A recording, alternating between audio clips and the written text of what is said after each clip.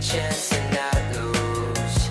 I can't pretend to like you. It's just I never thought you were sitting next to me. I don't understand.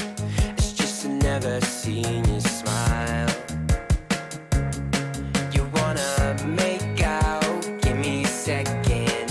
It's just you never talk, I never listen. When do we fall in love? Make up your mind, honey, 'cause I can't pretend to like you. I hope you feel the same. I take a chance and not lose. I can't pretend to like you. I can't pretend to like you. I hope you feel the same. I take a chance and not lose. I can't pretend to like you.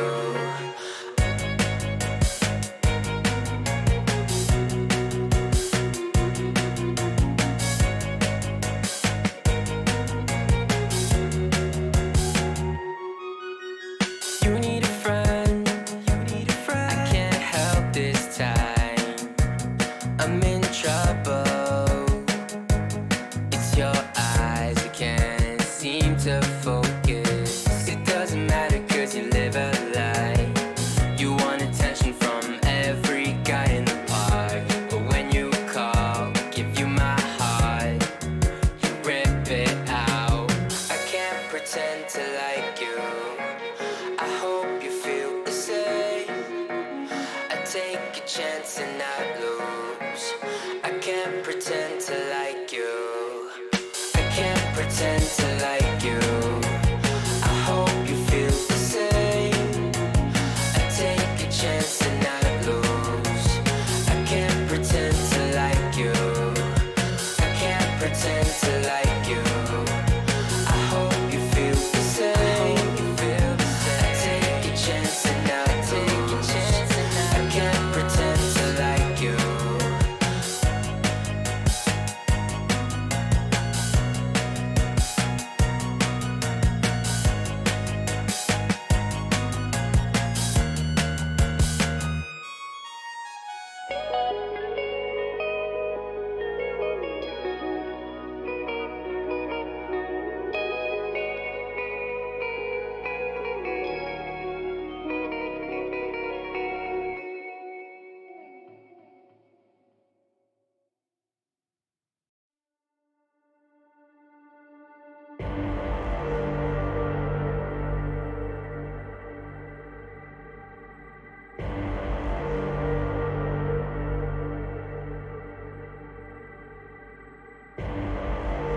Rising out the ashes, coming from the ether. All I hear is static. Breathe a little deeper. Fallen, broken, a million light years away from home. My eyes opened, and now I've come to claim life. Oh, never let it go. These wings carry me. Live this fantasy. Running through the fire, gonna let it burn. I am the Messiah, gonna let it burn. Running through the fire, gonna let it burn. I am the Messiah, gonna let it burn. Gonna let it burn. Gonna let it burn. Gonna let it burn. Gonna let it burn. Found me in the darkness. Now they see me shining. Calling me a goddess. Thunder and the lightning. I'm falling, I'm faster. Making my way back, I'm close to home. I'm fighting harder because I've come to claim my throne. Never letting go. These wings carry me. Live this fantasy. Running through the fire,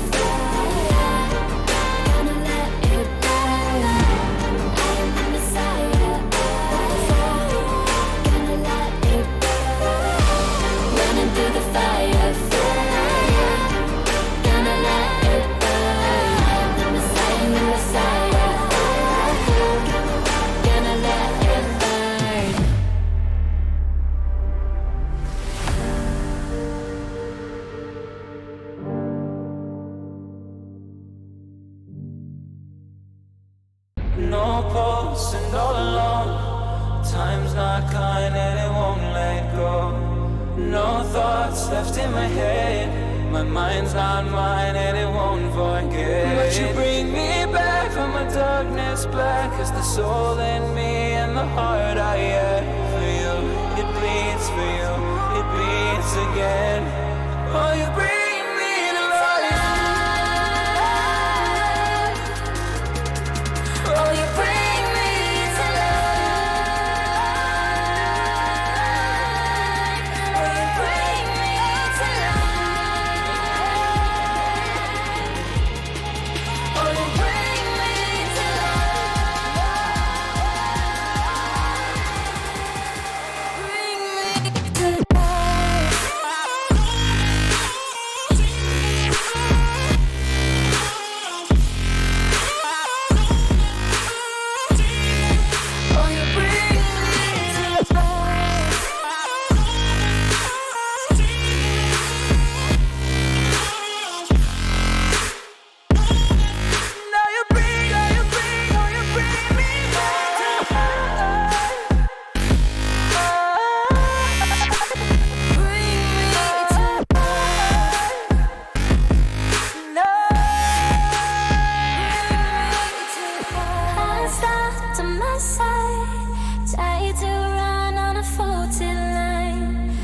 safe only, even though we burn from the light I bleed. But you bring me back, not a heart attack could take away all the love I had for you. It bleeds for you, it beats again. Oh, you bring me to life. Oh, you bring me to life. Oh, you bring me to life. Oh, you bring me to life. Oh,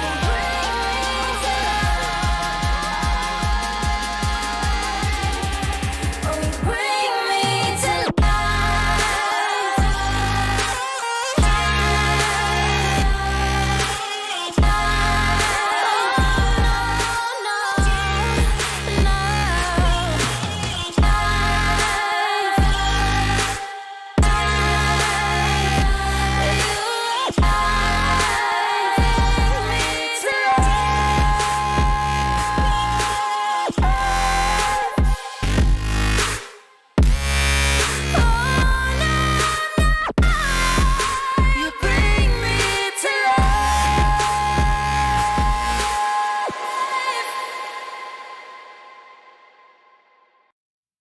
Let's take our time right now, it's just a vibe with you. I feel alive, now I'm feeling like her to the fine, will it stand the test of time right now? I need a sign.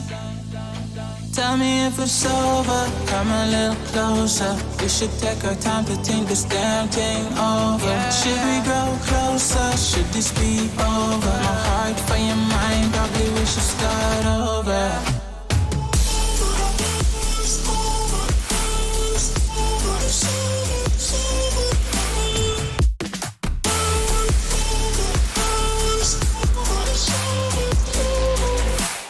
Tell me if it's over, am I your lover? Are we going solo, or is it polo? Her face is saying don't go. I'm acting like I don't know.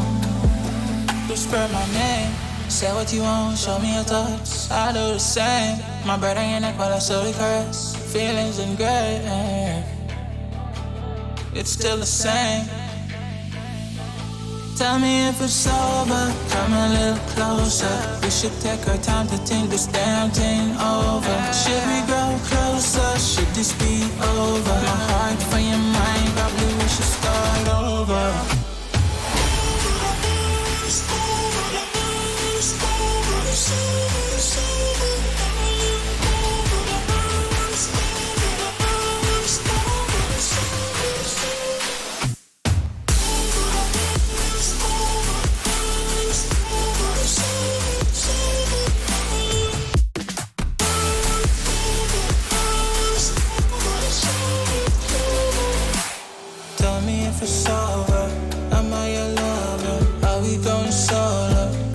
is it polo? Her face is saying don't go. I'm acting like I don't know. Tell me if it's over, come a little closer. We should take our time to think this damn thing over. Should we grow closer? Should this be over? My heart for your mind, probably we should start over.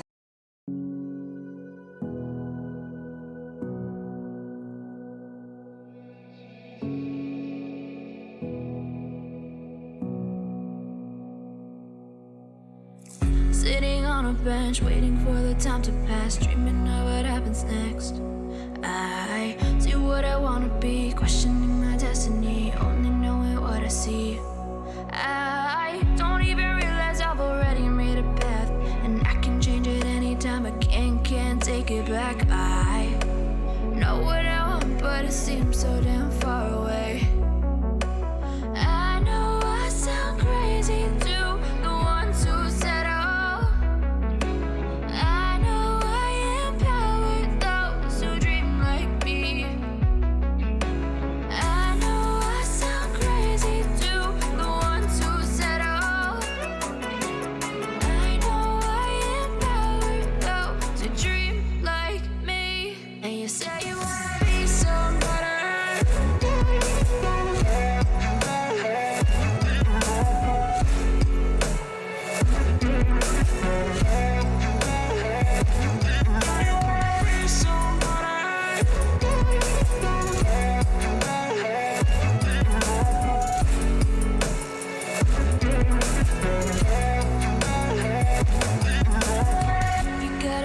then you better use it. Tell yourself day after day it's time to prove it. No days off, keep the hustle moving. Wanna see you be what you wanted to be, prove it. I know I sound crazy to the ones who said oh. I know I empower those who dream like me. I know I sound crazy to the ones who said oh.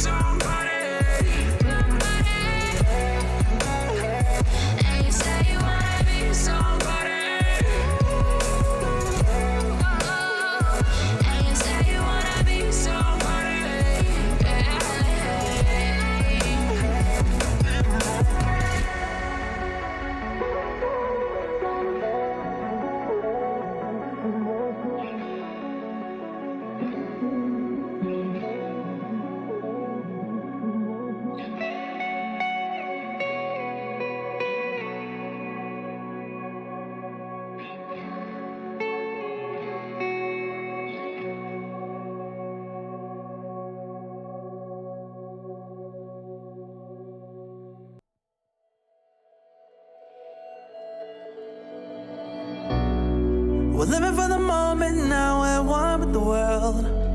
I can't lose this feeling I get. My heart's in the right place, and so is my soul, yeah. I won't take no excuses for it. Love it, need it, live it. I feel like something's missing when I do not have it. I feel it in my bones, gotta find my space.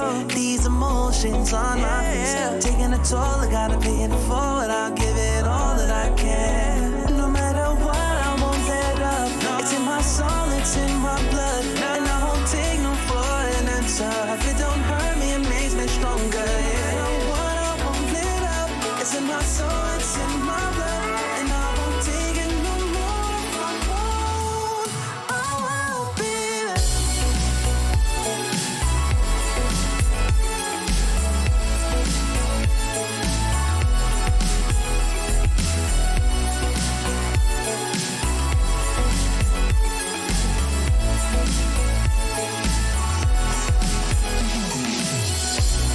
Just leave it to me. I know what I need. You'll find if you see. And if you believe, you live and you breathe, you'll find the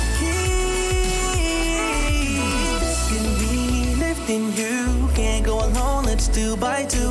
Doing this together, it's me by you. All through the night, all through the night. This is me, this is you. When we get together, we can all pull through. I don't ever wanna stop this groove. Let's get it right. Take it to the Lord, then take it to the grave. Listen to the wise man, tell me what to say. Listen to your heartbeat like it still bleed. A little bit of hope, yeah, it's what we still need. Say a little prayer for the moment. Give what you got, just go in. Can't hold you back if you own it.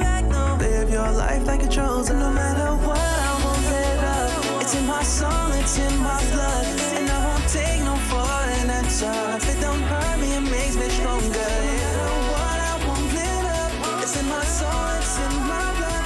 And I won't take it no more if I won't.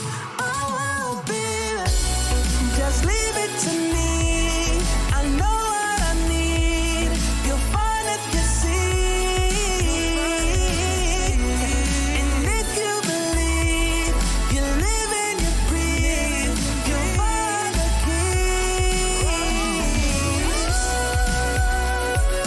Know what I need, I know what I need.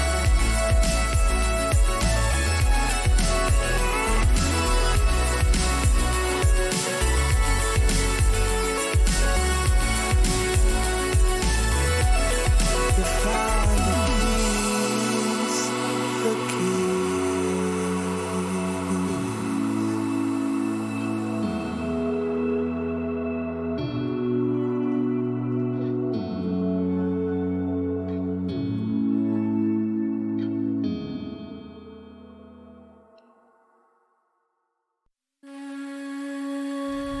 Introduce me, I'm the renegade. Ooh, every single night, I crave the taste. It's the adrenaline running through my gait. It gets me high, high, high. Got no time to waste. Ain't got time for small talk. I tell you the truth. I'm faster you. I'ma tell you the truth. Not in it to lose. Just faster you.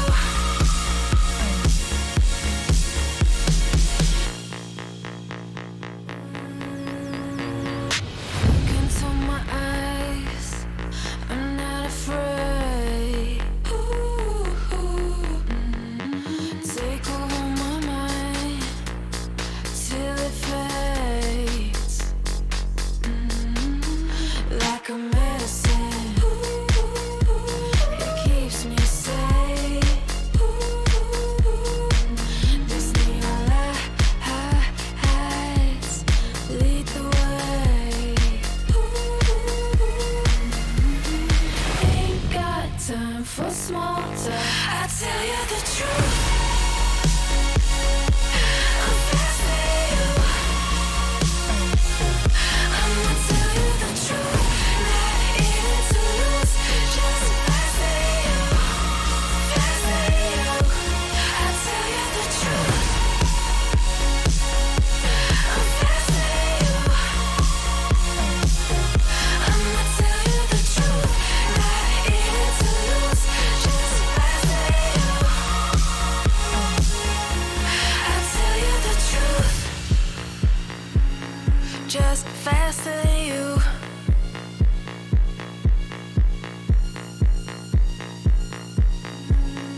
Just faster than you.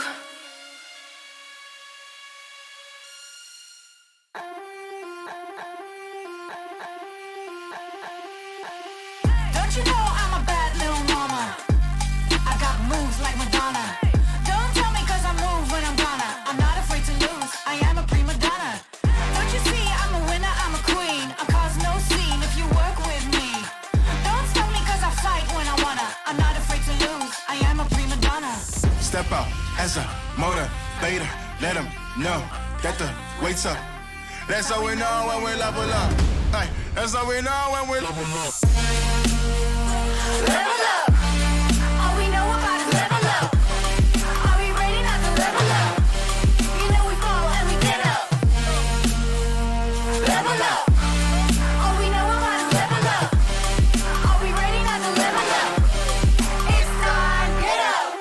against the wall, still I'm standing tall. Know about the ball, I got my fan with me.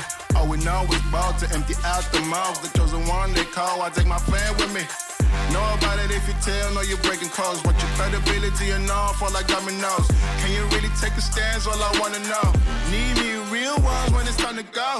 Stepping in, elevator. Listen to all the haters. That's all we know when we level up. Yeah, that's all we know when we level up. Level up. All we know about is level up. Are we ready not to level up? You know we fall and we get up. Level up. All we know about is level up. Are we ready not to level up? It's time, get up.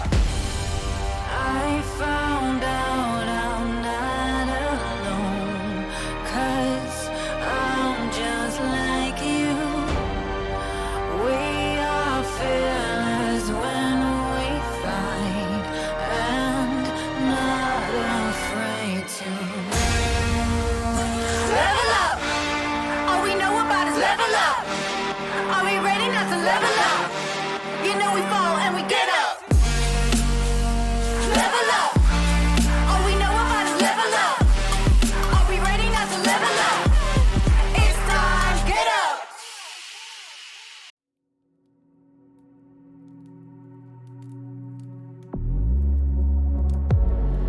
I was trying to be, thought you needed me, but apparently it was all fake. False intentions, preconceptions. You built me up, only to watch me break. I stuck around, didn't wanna let you down, but I think I might. I thought I knew you. I thought I did. We see what we want to. Was it all in my head? Now I'm replaying things, moments and memories. Maybe they weren't coincidence. Now I'm replaying things, my lies and remedies. The first time it's making sense. Thought I knew you. Turns out I never did.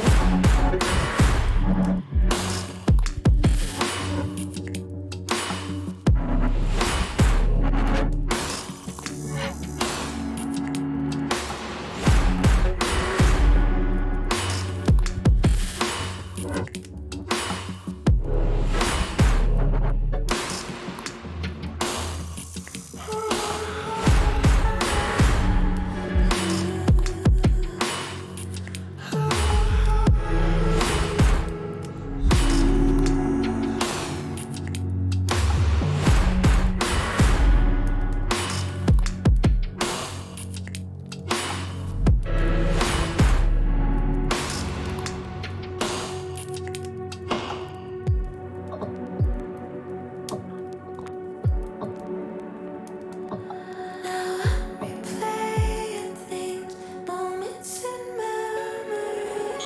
Maybe they weren't coincidence. Now I'm replaying things, moments and memories. First time it's making sense. I thought I knew you.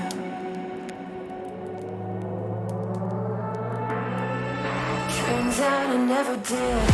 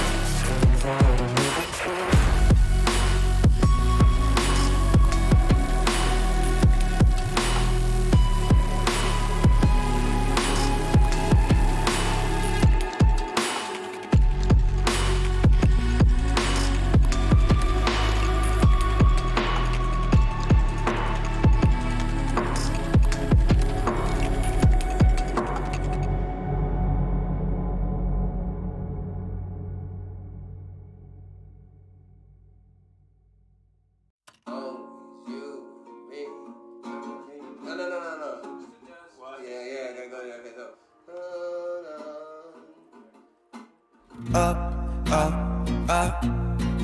1,000 miles of luck. Don't look down, we made it.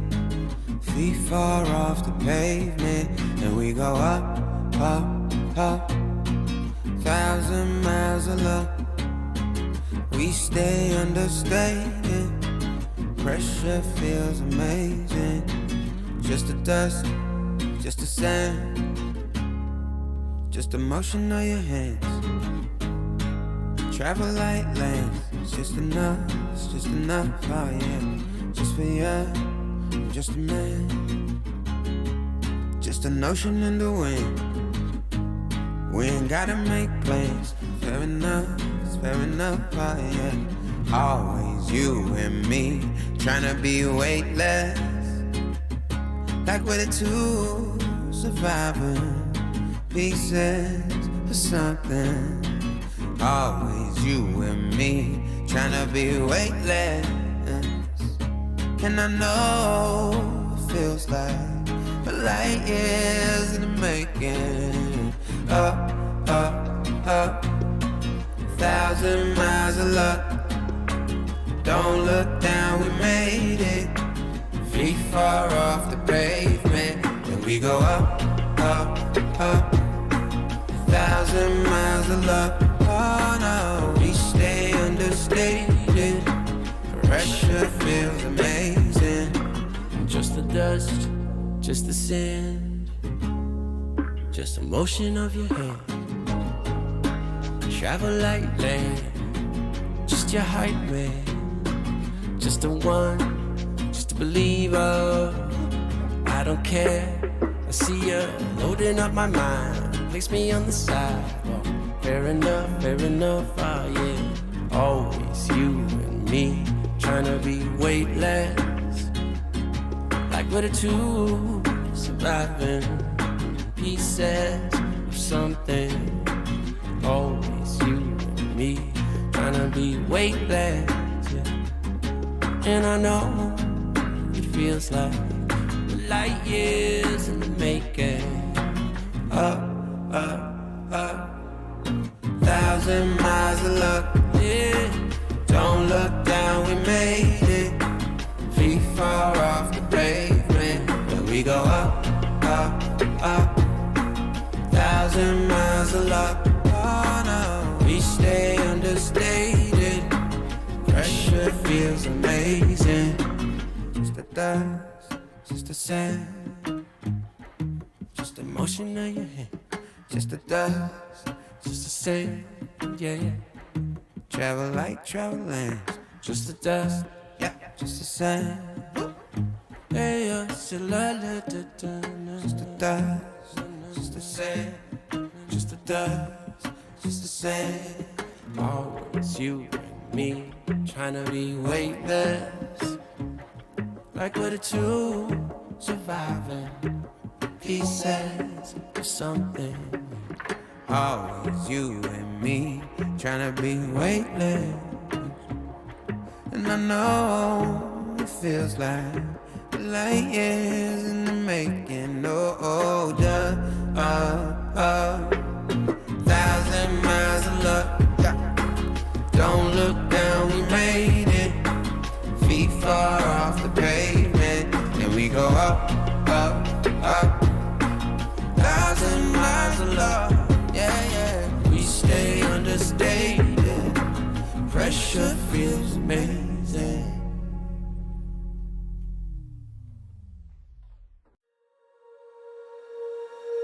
When you feel it's hopeless, when you think that you're lost, oh, I will take your hand and we'll rise up from the dust. Oh, here we go, go, go, let us heal and grow. You won't be alone, we're unstoppable. Don't be afraid to show what we're going for. This is what we know. Here we come back to life, we're still breathing. Standing up, everybody's gonna see it. Oh, all you need to know is that we're holding on, even if we fall.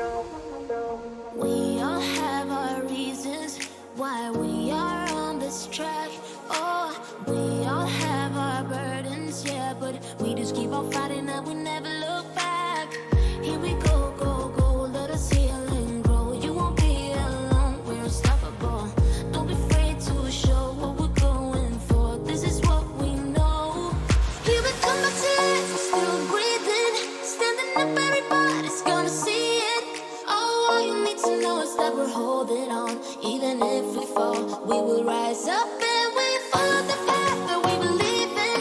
No, we're not gonna stop until we reach it. Oh, all you need to know is that we're holding on. We rise up from the dust and claim our throne.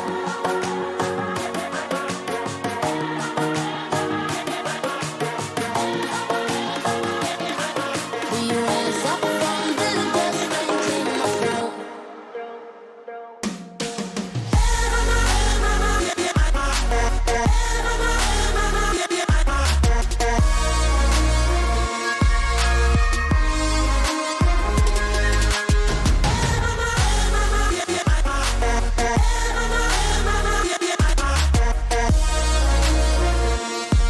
We rise up from the dust and claim our throne.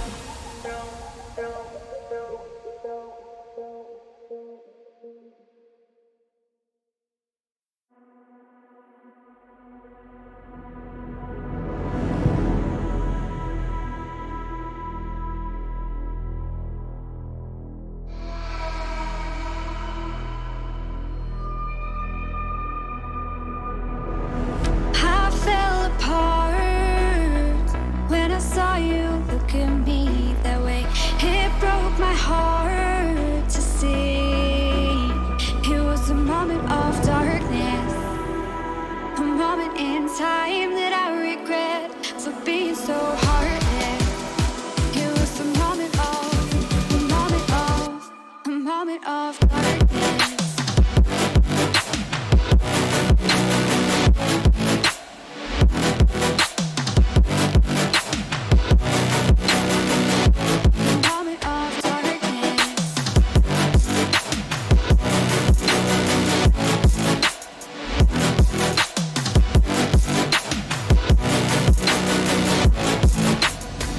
I fell apart when I saw you look at me that way. It broke my heart to see. It's too hard, it don't come easy. I went dark, I lost it right away. And when it starts, God knows what I'll say. In my head, I had good reason. I went red so unexpectedly. I should have said that sometimes happens to me.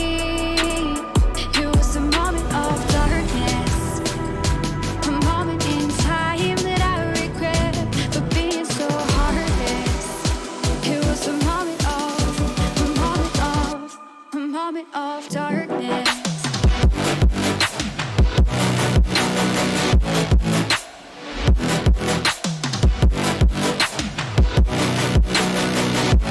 Moment of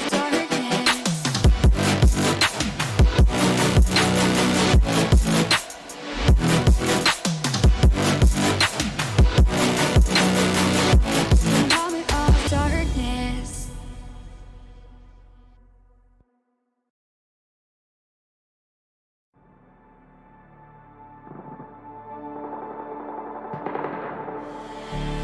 I don't want your empathy, I just want another enemy. I'm not gonna change a thing for you. I'm over middle ground, and I really wanna burn it down. I'm not your friend, and I won't pretend I am. So don't reach out and I mean that. I'm under siege and I need you to see that. You're on one side, I'm on another, and we will wage war upon each other. I'm no angel, you're not either. I'm at a fever pitch, you're at a leisurely pace. I'm unscathed, I'm unafraid. A warm welcome to the war game.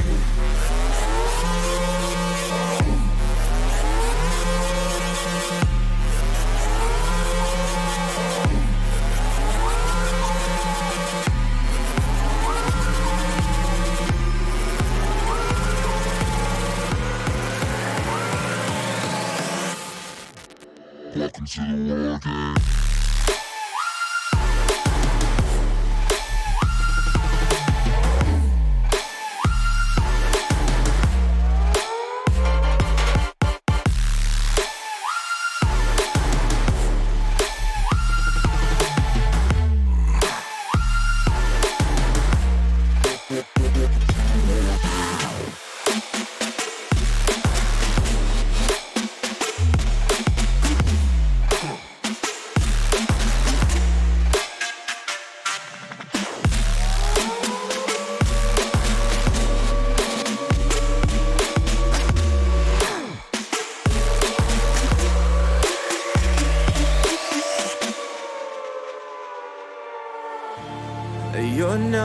ally of mine. Your life is a kind of lie, and I know that I won't change your mind.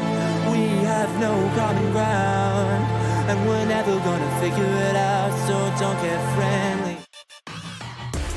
Intel Gamer Days is on now. Whether you're looking to buy or build, now is a great time to upgrade. Get limited time offers and giveaways from top names in PC gaming.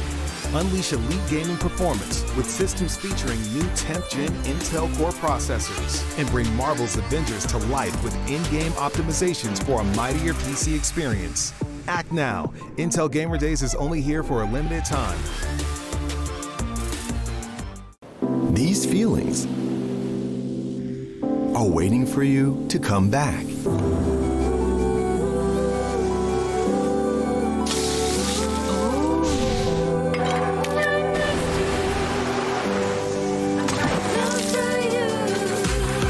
Amazing feelings are waiting for you to explore again once the world is ready. Until we meet again. Amazing Thailand. My name is Jordan Gilbert, aka Nothing. Hi, my name is Sue Lee. My handle is Smix. I think it's important for these initiatives to happen. Empathy really, really goes a long way, and it always means so much to us, and I think that's where initiatives like this really help. I encourage everyone in the community, anytime they see bullying, anytime they see someone getting called names, I encourage you to step up and say something. Good luck, have fun. Good luck, have fun.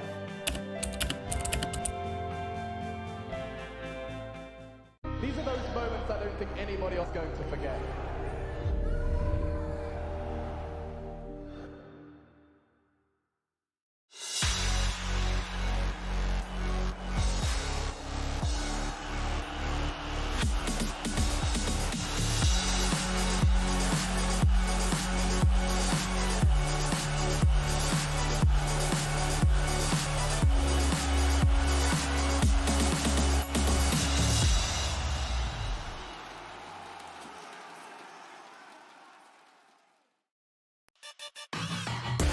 Intel Gamer Days is on now. Whether you're looking to buy or build, now is a great time to upgrade. Get limited time offers and giveaways from top names in PC gaming. Unleash elite gaming performance with systems featuring new 10th gen Intel Core processors, and bring Marvel's Avengers to life with in-game optimizations for a mightier PC experience. Act now. Intel Gamer Days is only here for a limited time. These feelings are waiting for you to come back.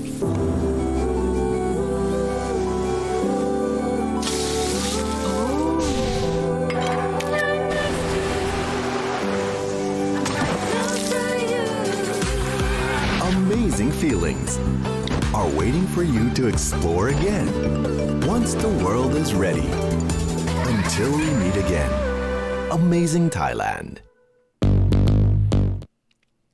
Hello everybody and welcome back to ESL 1 Thailand 2020. My name is Nomad, joining me is Theban aka 1437 as we get into this matchup of Business Associates versus Beastcoast. These two teams going to be battling it out for that group stage position right now, and we are well into this draft already, so Theban, I'm just going to let you to go ahead and evaluate these openings and first take us through them.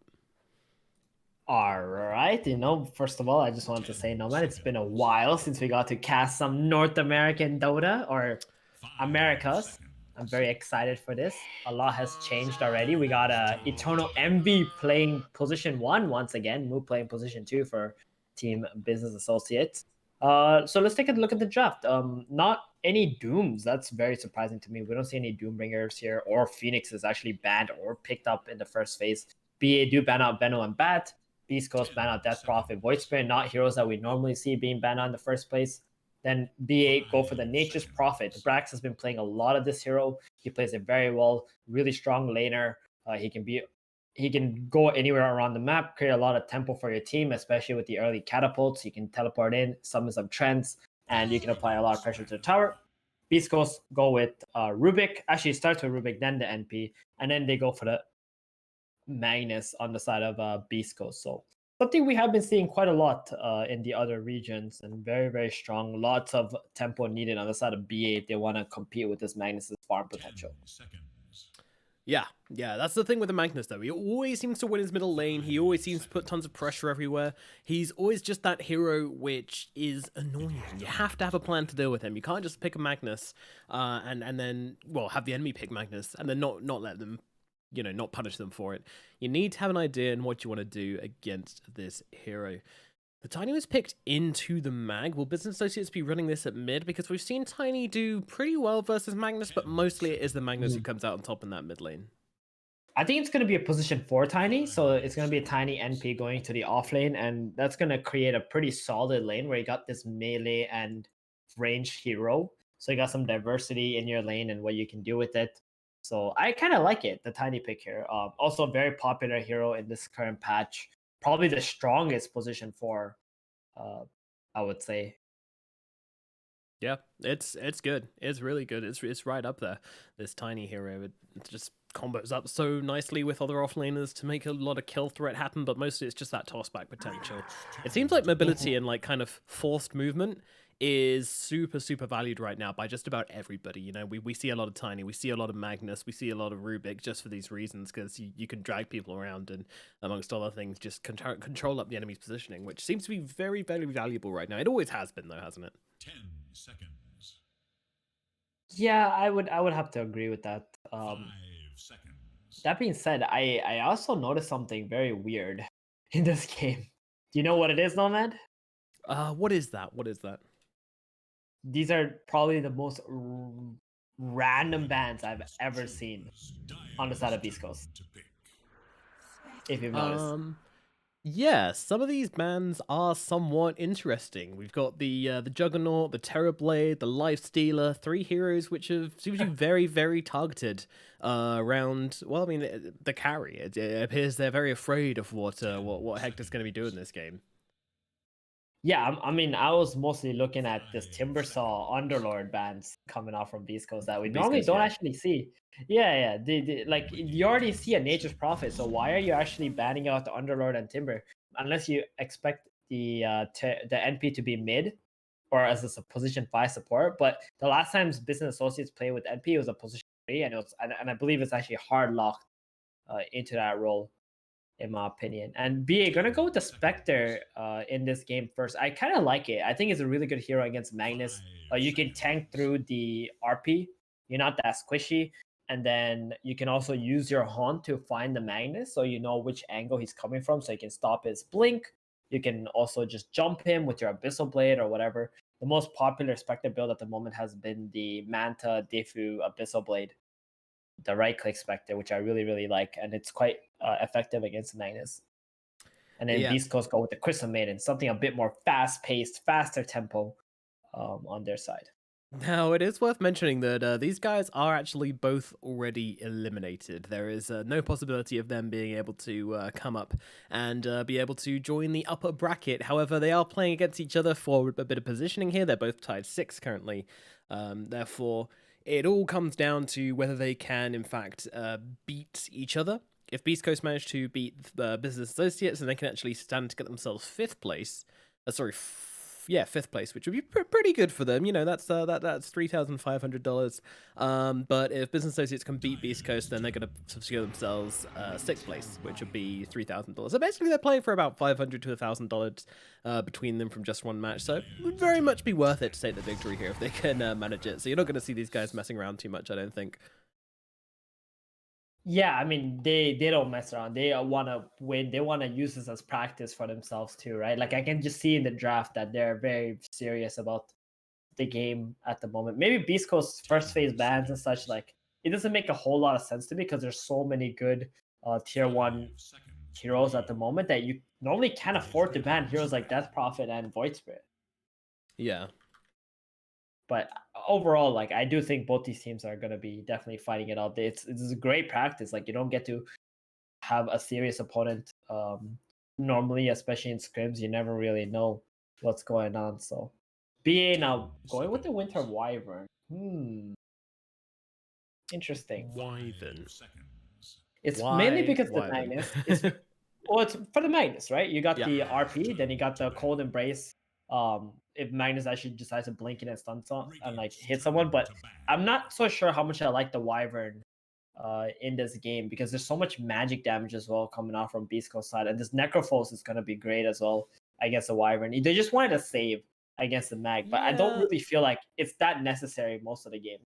I know, I'm looking at this and I'm just thinking, why not Oracle? Like, Oracle just seems better in every way. You've got a better save, you've got magic resistance to help out versus the Necro ulti, and in general, I think it just does a lot more for you, but I don't know, I guess it's just a comfort thing, or they value the hero's laning phase more, or I don't know. Right. Clearly No, there's... I agree with you. Oracle would have been great. It's really good with Tiny. You got that burst damage, but Wyvern does provide you with a little bit more lane shoving capabilities where Oracle doesn't. Mhm. Not that, BA really needed or something, but with more lane shove, you have more opportunities to actually run into the Magnus's jungle and maybe try to catch him or kill him. 5 seconds. Yeah, that ability to bring him down early on is really nice as well. Can you purge off Empower? That's something I don't know. Oh yeah, of course. You can. You can I mean, purge that off. it's Yeah, pretty yeah. low cooldown, Yeah, but still yeah. seems Oh, like definitely. it'd be cute. No, it's amazing. It's actually amazing. Oracle is really, really good against Meg. You can use the second skill to stop him from attacking. You can ulti anybody who gets RP'd. You can purge off the Magnus Empower or the carry who has the Empower as well. All good. I think this is just gonna make Beastcoast not want to pick like a melee carry hero. They're gonna pick like some, maybe even like a Drow. Maybe not Drow. You got a Crystal Maiden as your support. Something that doesn't. Okay, Ursa. All right. It can work, I guess. I really dislike Ursa though. I think this hero is quite bad for the most part. In the current patch, he's easily kited, but with Magnus and Power, I think there was a team who had this exact thing. It was Nigma against EG. They had this Ursa Magnus, and it just couldn't do anything. Like it just wasn't really a thing. Magnus wants to farm ancients, Ursa wants to farm ancients, and then there's so much clashing going on there. And then the Ursa, when he joins up the team fight, he's playing against a Winter Wyvern. It's just going to be so annoying for the Ursa. He's either the target he goes on is going to get embraced or he's going to get ulted. It's just very sad game for an Ursa overall. But So I can see, yeah, K1's a bit of a masochist here. Really, he's just like, dude, put me on the hardest hero. I want to practice. I want to try and play in the hardest position possible. Oh no! Now a Viper comes out as well. This Ursa's just got his toast completely buttered by this draft. No. I don't know what you do. So here. you got one option as the Ursa. You got to burst this Viper. There's like, but you can't even burst a Viper because there's a Winter Wyvern in the game, right? So you got to burst the Wyvern, then you got to go there and burst the Viper right after. Because if the Viper drops another Toxin, you're not going to be able to do any damage. Your passive is broken. Yeah, it's man, this feels really weird from Beastcoast, this final pick Ursa. I don't know what they were planning. Hey, maybe K1's just like, hey, you know what? I recently got this Ursa set. I want to give it a go. Come on, let me play it, man. I got the Empower. I'm just gonna sit in the jungle. I'm gonna do my thing. Maybe that's the idea. But yeah, I can't say I like this Ursa pick, and I don't think that, I think they've kind of baited themselves because they were like, we got Magnus. We need to have a melee core. That's what we want. That's what we need. And unfortunately, that's not really going to float the boat right now, especially with this Wyvern and now the Viper as well. Oh my, this is... Yeah, I mean, even Prophet's pretty good against these guys. I mean, I guess the Ursa could just jump out the trees, and usually he's going to... Well, he's not going to build Battle Fury this game, but he's usually got a Quelling Blade on him for a while. But still, I think heroes like Morphling or some sort would have been quite interesting in this game. Yeah. For Beastcoast, even though you're not utilizing the Empower on your carry, that's okay because the Magnus is the one who's going to utilize the Empower and just farm ancients anyway, right? And then you got this like magic burst kind of hero on the Morphling that can find the Wyvern, that can kill the Nature's Prophet and such.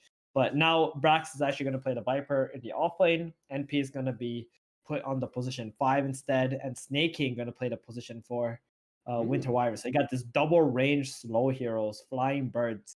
This Ursa is going to have a real tough time closing that gap onto them. And Moo's going to go mid with this Tiny for that tempo controlling. Oh, okay. So Moo go middle of Tiny, right?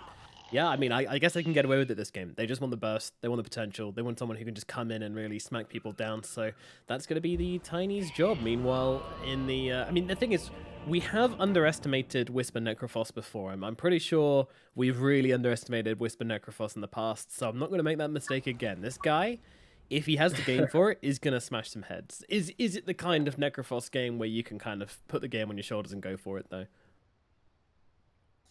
It's really hard to say. You are playing against Viper who can remove your Heartstopper aura, then it's so much magic damage. Tiny, same thing. There's so much burst coming out there.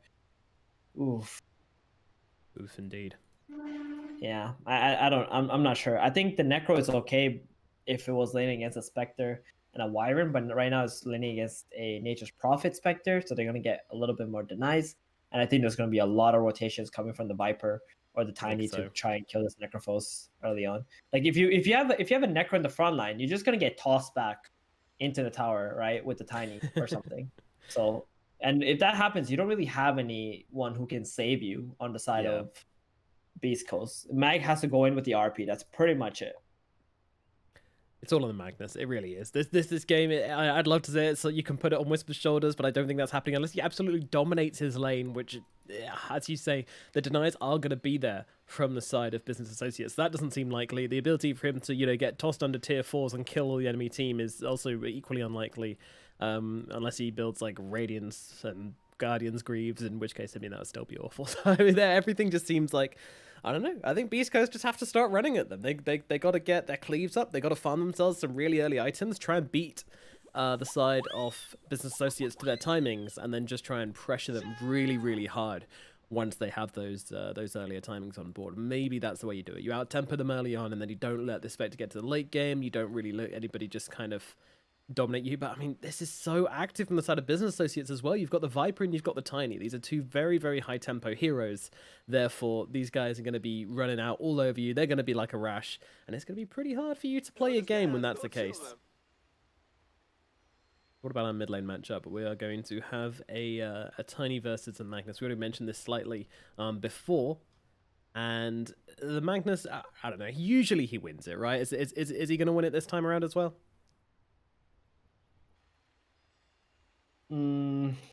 Yeah, of course. Any mid hero, I don't think it's gonna really have any opportunities to be able to lane up against Magnus. I think the only time we ever seen a Mag lose his lane was against a Void Spirit, right? One time. That was it.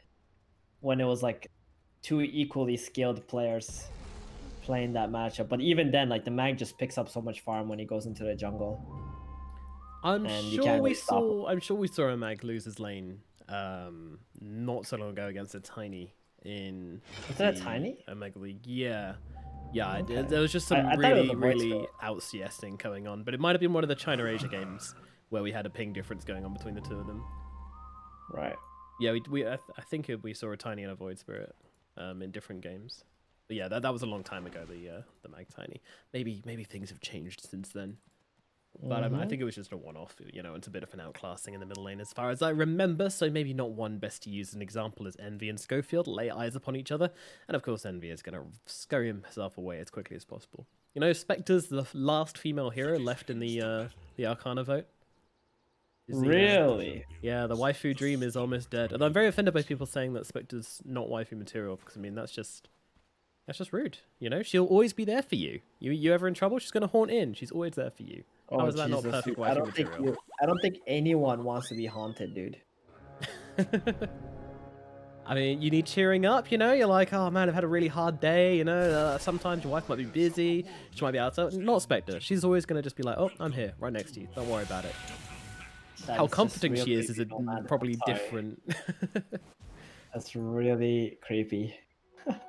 Well, I'm a Spectre player myself, quite an avid one, therefore, and I won't take no nonsense being spread about my Gus spec. All right. Who are you hoping wins the Arcana vote, though? I have no idea. I hope it is Spectre. That'll be pretty fun. Oh, cool. I'm glad I got you inside. Ooh, okay. Interesting dagger coming out from Eternal Envy here, all the way to the tier 1 tower of the Necrophos. They're really zoning him out so that the first creep will be Eternal Envies. He gets one creep and a deny. This is actually pretty solid, honestly. Whisper's just the Ruby is hating gonna life. abandon him. Oh my god, he just abandoned him. He's like, I'm going for the creeps. I don't care about you. I ain't gonna help you out. I'm the position 3 now. Wow, Schofield really flexing on this lane, and Whisper does get a chance to come back into lane, but he's missed almost an entire wave. Got barely any XP compared to Envy, who's nearly hitting level 2 already, so great start to the lane by the Business Associates. Nice little tactic there from Envy just to slow down the Necro, and Fear just bullying them with these Nature's Calls. That was very, very nice, actually. Oh, Whisper. Oh, no, Whisper. Goodbye, sir. Oh, he just stands there. Oh Jeez. no, I missed. I've actually moved away for the first blood. Unfortunately, I had some. We've got some commitments on this on the online production side of things, which I had to attend to. So trust me when I say it wasn't my fault, but we did end up missing that first blood, unfortunately. But there we go. That was indeed the kill. Meanwhile, Sir getting a little bit low on top, chased right under the tower by snaking with that Arctic burn, as Sir gets himself out.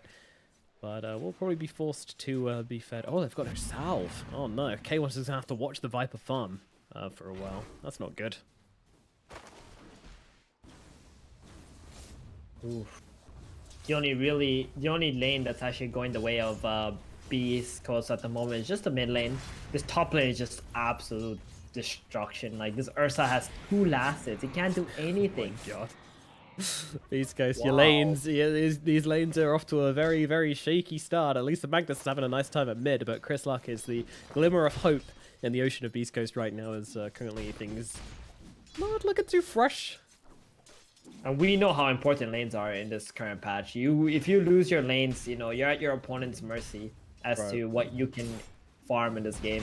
Well, I've played I played 5 ranked games today. I lost 4 of them, and every single one we lost like almost every single lane. So yeah, I know the importance of lanes, Stephen. I very much do. It is. Look at these guys. They're just watching this big camp get farmed up by the Viper and the Wyvern. Brax isn't even going for the lane creeps. He doesn't even care. He just wants to zone out the Ursa. Yeah, Stinger nearly killed off just by snaking alone here. Oh no, the creeps, they're running away to the Ursa. Oh, he gets them. K1 embraces his creeps. Finally, I've got something to hit. Meanwhile, CM walking all the way back to base. But this means he also gets solo creeps for a little bit. So, it's something. It's something. Every cloud has a silver lining, but bottom lane Whisper does die. And Schofield's not looking too healthy either. Luckily, there is no dagger available from the Spectre. So, Schofield should be okay as he drive by some creeps in that lane. But man, it's not coming up Millhouse for the side of Beastcoast, that's for sure. Already have boots on the Spectre. Yum yum. And the Nature's Prophet can always just go back to base and pick up items for the Spec as well. Yeah. What is he going for next? He's got a gloves and a mango coming on. More mana regen on for the Spectre. They want to keep on harassing up this Necro, keep him shut down. 10 lasteds on this Necro. Some of them are probably Trents as well. Yes, lovely Trents. I love how you call them that. Little Trents. I just imagine lots of little Trent Paxes running around, saying Canadian things, apologizing to you. Is that not what they're called? Is it Treants? Oh, they are called Treants technically, but I prefer Trents. I always have. Meanwhile, up in the top lane, that's gonna be the Ursa going down. Oh dear. Got too close to coming out from the Viper. Yeah. Dude, this feels so bad for this Ursa, man. He's got 14 lasted. Even when he comes back top, there's no kill potential out onto this Viper. This Crystal Maiden has 2 healing salves though. And out onto Schofield. Envy's chasing, but he's not going to chase very far. He's done. Just a singular dagger. His career died with the mango and the clarity. That's really sad for Envy. So there's not going to be a whole lot of kill potential bottom for a little bit. He does have 6 wand charges though, but that's... Yeah, we'll be able to get one dagger soon enough. And they are not looking at their bounty runes right now. Oh my goodness. That's a lot of bounties going the way of Business Associates. They're doing such a good job in this game right now, controlling up this entire map. And Moo coming in from the back. Hey buddy, how's it going? Tiny's here, and Whisper is dead once again. The Necrophos goes down for the 3rd time in this bottom lane. Whisper cannot catch a break. Gonna take me back to mid too. It's very happy. He is indeed, yeah. That one kill puts him 200 gold above the Magnuson net worth. That's insane. Yeah. I mean, he's been farming quite a lot, and he actually pushed the Magnus out of the lane when he was trying to go into the Ancients, and he actually followed him all the way there. And look at him. He's just following the Mag around. He just doesn't want to give him any of the free XP. Oh, hey, buddy. Nice creep. Thank you very much. I'll take that. Yep, good doing business with you, sir. I mean, this is why they're called the Business Associates, but the trade might not be going great here, though. Fear coming in from behind. Magnus does have the skewer. Oh, no! He doesn't make it over the river. And Chris Luck, he is going to get killed off. Oh, my goodness. Look how Moo actually made that possible, right? He just went on him, stole the creep, brought him low HP, and then Chris Luck is like pissed, try to fight back, and then his support start rotating in for Business Associates. That's actually crazy how that actually developed into a kill. And now the Ursa trying to farm up a stack here. Moose here. Oh How did no! Dude, he He's just everywhere. like ran in there. Yeah, I think Brax was like, yo, this Ursa's just farming the jungle, and Move just popped his haste, ran through the jungle, found the Ursa. He's doing Free what? kill. Chris Luck TPing back towards the middle lane, just trying to try and eat up these creeps. Is he okay here? I hope so. There's not much mana left on Moo, thankfully. So yeah, no combo available, and the mag will be alright. Top Schofield. Eternal Envy's here too. Interesting.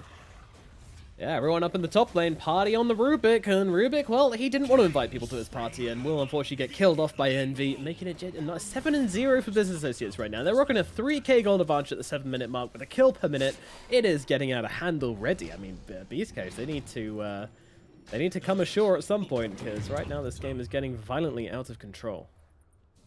They got the top tower ready. That's the same 5-minute catapult that they were able to protect. Spectre is now top, gonna get a lot of free farm bottom. There is a catapult alive. I wonder if Viper's gonna TP down there to try and defend this. Yep, he is. Actually, Wyvern's gonna TP down there to defend this bottom tower. Glyph gets popped. Ooh, that's a really early glyph from Beastcoast 2 now. They're not gonna be able to defend this mid tower easily. Moo, look at Moo. He's in so deep. There's 3 heroes looking at him, and they're just like, well, there's a tiny here. What can we do about it? Not Nothing. sure. not too sure about that one, He's Chief. just watching this Ursa farm. He just wants to get him low enough so he can go in and burst him, but this Rubik and CM are protecting him. I mean, that's worth it, right? For Moo? Yeah. He's keeping 3 heroes here all by himself. So much space for his team. Absorbing the XP as well, so this is like XP cut between 3 heroes, so the Ursa's really just not catching up anytime soon. They did, however, I believe, see Moo's ward, which is something. Yeah, they did. Oh, Moo trying to TP, he's gonna get cancelled. Yeah, that was brave. Well, he knows where the vision is now, that's for sure. And he probably knows that his own ward's going to get, so he's going to buy the sentry himself. Yep, there we go, and that makes a lot of sense. And he's testing to see where it is, and he knows that it's going to be somewhere around this area because he got hit by the tower here, and the only way it would see him here is if the ward was up there, so... Yeah, this is such cute play from Moo, man. He's just covering the jungle area and the mid. It's like the opponent don't actually have access to all of this just because he's just chilling here like this. Yep, I'm playing with the vision as well. But here we go. RP comes down onto the Tiny, but immediate Horner comes out from Eternal Envy as well, and tosses out onto that Magnus. Chris Luck not dead for the time being, but the Rather Nature is going to finish him off in the end. Meanwhile, Stinger getting pretty low as well. A tree will follow. Envy hot on his heels, and Stinger's going to take him down as well, making it 2 kills for the side of Business Associates. The RP commits and gets absolutely nothing. In fact, they lose 2 heroes for their own RP. That's not how that one's meant to go. That's not how the storybooks are written. Double kill drums on the Spectre. Look, I just want you to look at the last hits of Dire versus Radiant, and then look at the net worth difference. No. Yeah, the last hits actually look pretty good for Beastcoast. You're like, oh, they maybe came back here. And then you look at the net worth, you're like, never mind, that wasn't true. And they are just invading, they are killing, they are not giving Beastcoast a single ounce to move in here. They are just completely confined to the jungle, pretty much, which is not where they want to be at this point. Even though they do have Empower, it's they need a map to play on. The towers are starting to drop all across the map as well. Whisper trying to put some pressure on bottom, but Business Associates, their train is getting moving on these rails, and they want to take over the entire jungle. They want it all. Eternal Envy is the only one pretty much hitting a lot of creeps in this game. While BA, they just got these 3 and 4 heroes just running around, taking out towers. They got top and mid tower. I think at this point they're gonna slow the game down though. They gotta collect all this farm on the map and all the space that they've managed to create. Meanwhile, Brax in some trouble, turning around, dropping on the ultimate onto the next box here, but the Reaper Scythe comes in, not enough damage to finish off Brax, so Brax was able to go run himself away as Snaking comes in with the save for the Winter's Curse, doing an incredible job, and Whisper actually sticks around to try and heal up some creeps here. He could be in some trouble if the toss comes in, does manage to get off that big burst heal on the next boss though, but Moo coming on over, he's got a double damage, he's got a lot of damage as they will be able to take him down. Meanwhile, Fear hits him from the back as well, but Moo just keeps on going. The Tiny on top of the Rubik, a Splinter Blast will help out, and they'll be able to get themselves another kill in for Moo as well. This Tiny is just smacking everybody on the map. Oh my word. There's not a single fight which Beastcoast have looked like they've been able to take right now, even with the RP. They didn't get anything done. It kind of feels like they're just throwing heroes bottom lane just to try and delay them, just to try and find an item on someone. What were we even looking for? Echo Saber on the Magnus, which is still a little bit of gold off, 200 gold up until we're there. The Ursa, he's looking for Manta, of all things. Is this a support tiny or is this a mid tiny? He's just like running around wherever there are heroes, doesn't even care. It feels a lot like Thompson-ish, you know? Yeah. Who needs farm when you can kill heroes? That's exactly the play. Exactly. Chris Luck on the run. Oh, Splinter Oh, Blast got of the tree as well. It's enough between them to finish him off. Chris Luck thought he got away there with the root skewer, but unfortunately gets killed off all the same. It's just non-stop aggression coming out from BA. They're just letting the Spectre and the Nature's Prophet farm up the map, and everybody else is just constantly running at Beastcoast heroes because they know that they need to farm jungle right on the side of Beastcoast. So this game is just so easy for them. If like they're not on one jungle, they're on the other jungle, so you can just smoke on in there and try to cash. So BA keep playing, but at some point they're gonna kind of run out of smokes. Yeah, but they'll tend to happen. Yeah, they have one more smoke left on the Winter Wyvern. They're gonna kill this ward too. Oh, that's really annoying. Yeah, for Beastcoast. The next Haunt's going to be a painful one, though, because the Spectre's going to have Haunt available for it. And with the Haunt, Drums, Blade of Alacrity, and the Spectre's pumping out a decent amount of damage. A lot. A decent. She's chonking, baby, right now. This is a really farm Spectre. You know, I'm really happy to see Eternal Envy back to playing carry, to be honest. Here we go. Haunt comes out onto Hector here, trying to find himself a target. Looks towards Stinger instead, but hasn't really gotten anything done with this one. Maybe they can cut off these heroes as they are under their tier 2. And in comes that Haunt. Oh no, look at the Magnet just smacking down onto the Rubik. I think that's the most damage he's done to a hero this game, Chris Luck. And unfortunately, it's onto his teammate. And now Braxin comes in from the side here, throws some hits the way of Chris Luck. Meanwhile, the trees get destroyed by the Nature's Call to see Whisper here as well as they're making their way through the tree. Snaking, gonna come and say hi as they toss forwards the Viper. In you go, Brax. You go find ourselves a Necrophos kill, and he will do exactly that. Ghost Shroud keeping him alive a little bit longer, but wow, with right clicks come in from the Brax, and they will be able to kill off Whisper as well. Another kill in the bottom lane as they secure themselves a tower and look in towards the tier 2 as well. Yeah, our TPing heroes in here as Schofield trying to make something happen. Throws down a couple of spells himself, but Fear just TPing straight onto the backlines here. Chris Luck trying to get a bit of damage off. It looks like Schofield will certainly drop. Throws down the Nether Toxin before he dies, but die he shall, as Rubik will also meet his fate in the bottom lane, as has many of his teammates at this point. It's a sad tale indeed, this tale of Beastcoast. Is there any coming back in this game, Thebes? Ah, man, they gotta really get some smokes going. And this Magnus, I think, does he have Blink yet? I think he does not. He's so poor at this stage in the game. This is like the kind of Magnus you expect to have at 10 minutes or 11 minutes, so they're really far behind. They're trying to make a smoke play happen right now. If they can actually get like 1 or 2 kills and get the ball rolling, I think they can come back. But they got like Luck 1 or 2 coming in clicks onto Envy. They're going to drop the RP down here as well. They need a little bit more if they want to bring him down. The Condom Race actually just keeping the guy alive. Expector, she is going to eventually get dropped, but turning around with a lot of damage with the Brother Nature and with the disruption as well. That's a terrible, unfortunately, freezing field from Stinger there as he gets tossed up by Moo. Moo looking forward for more here. Avalanche going to come through, and the tree will finish the job. And now Schofield, he's in a bit of trouble as he's just being chased on down here. He does have a curse. Used it onto a creep. Yeah, die creep. Have a bit of farm. You know, the farming curse before he dies. You gotta respect it. They knew, man. They knew that he had the curse, so they started to split there. Yeah. Didn't give him any openings. I mean, I said Beastcoast, they got one play to do, but they went on the Spectre. The Spectre's Dispersion did so much damage in that engagement. That position 5 Nature's Prophets, Wrath of Nature just came through, blew up everybody. And at this point, I don't know, man. Even the position 5, he has 5,200 net worth. He's more than the Ursa. That's it. They call it. What? Wow. Okay. All right. Well, that was a game 1, I guess. Yep. 15 minutes into the game, and Beastcoast throw in the towel. They cannot do it anymore. Okay. There is nothing left to play for, they decide. I mean, it's like they knew. It's like they knew that the enemy position 5 was ahead of their position 1, and they're just like, hey, you know what? This ain't happening. This is not happening. What on earth is this draft? How can we play it? The answer is no. You cannot play it. And they just throw in the towel. I mean, would you have done any different? I mean, I guess so, but this game, I feel playing that? I would have tried, but I mean, first of all, I probably wouldn't have been in that situation to begin with, right? Like, They didn't try to play together in any way at all. They just kind of lost lanes, and they kept trying to play on the lanes, and then things just got out of hand. BA, they played so well this game. They're just constantly fighting with their 3 heroes, let the Spectre and the Nature's Prophet push out all the lanes. they were all in the right place at the right time. They knew exactly where they were going to farm because Ursa and Magnus need so many items before they can do anything.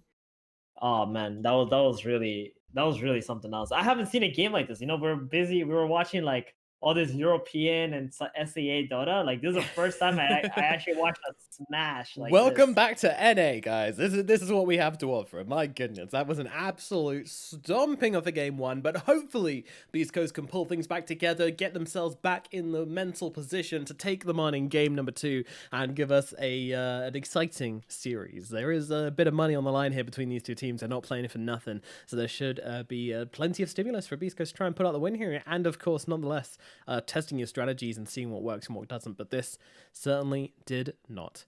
We are now going to throw it over to a short break, after which we will be back with game number 2 of Business Associates versus Beastcoast here at ESL 1 Thailand.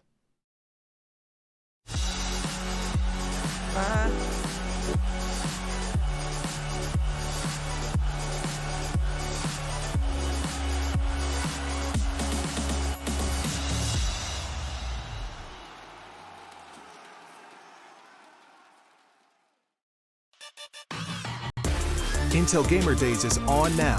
Whether you're looking to buy or build, now is a great time to upgrade. Get limited time offers and giveaways from top names in PC gaming. Unleash elite gaming performance with systems featuring new 10th gen Intel Core processors, and bring Marvel's Avengers to life with in-game optimizations for a mightier PC experience. Act now. Intel Gamer Days is only here for a limited time. These feelings are waiting for you to come back.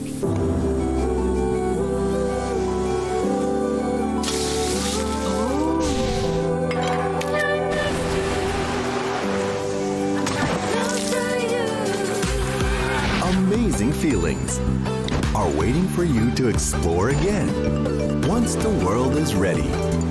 Until we meet again. Amazing Thailand.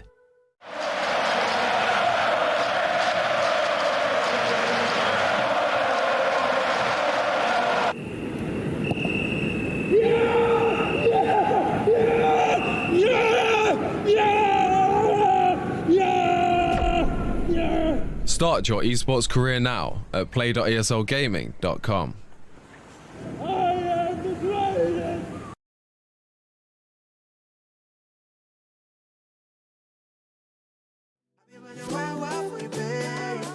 You know what the message is. I don't have no patience, ain't no conversation.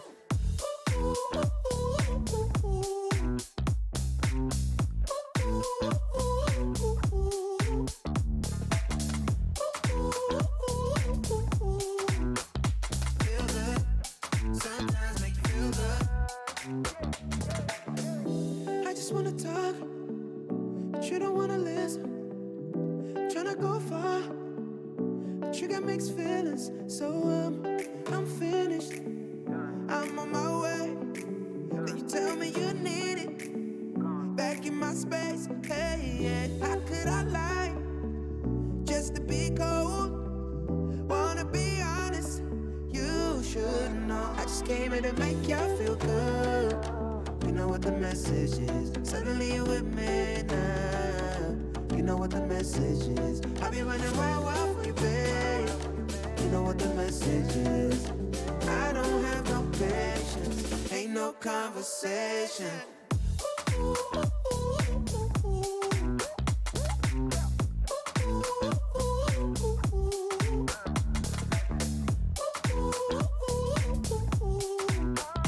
Feel good, sometimes make you feel good.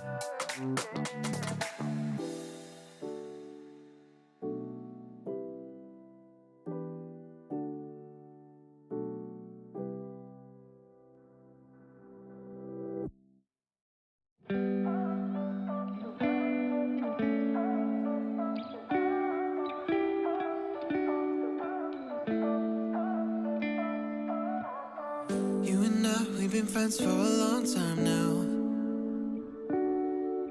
Always have a good time whenever we go out. But you've been calling me up all the time and sending me signs and giving me them eyes. And you've been saying that you found the one, texting me junk and you wanna talk, but you can't say why. I can't get there and you know I've tried. You know I don't wanna waste your time. City lights, I'm looking in your eyes, but I can't say why. It doesn't feel right to call you mine. You know I don't wanna waste your time. I can't get there and you know I've tried, but I can't say why.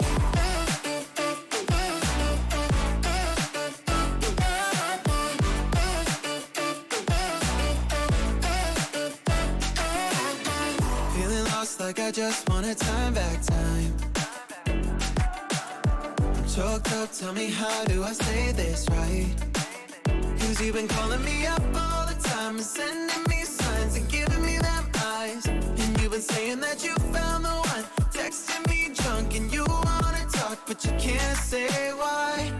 I can't get there and you know I've tried. You know I don't wanna waste your time. City lights, I'm looking in your eyes, but I can't say why. Doesn't feel right to call you mine. You know I don't wanna waste your time. I can't get there and you know I've tried, but I can't say why.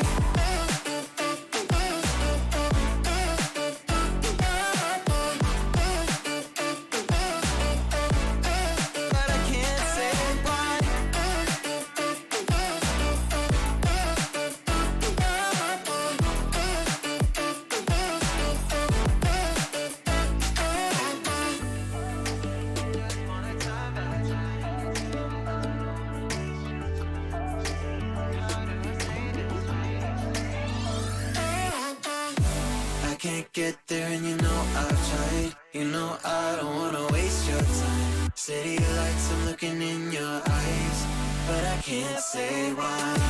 Doesn't feel right to call you mine. You know I don't wanna waste your time. I can't get there and you know I've tried, but I can't say why.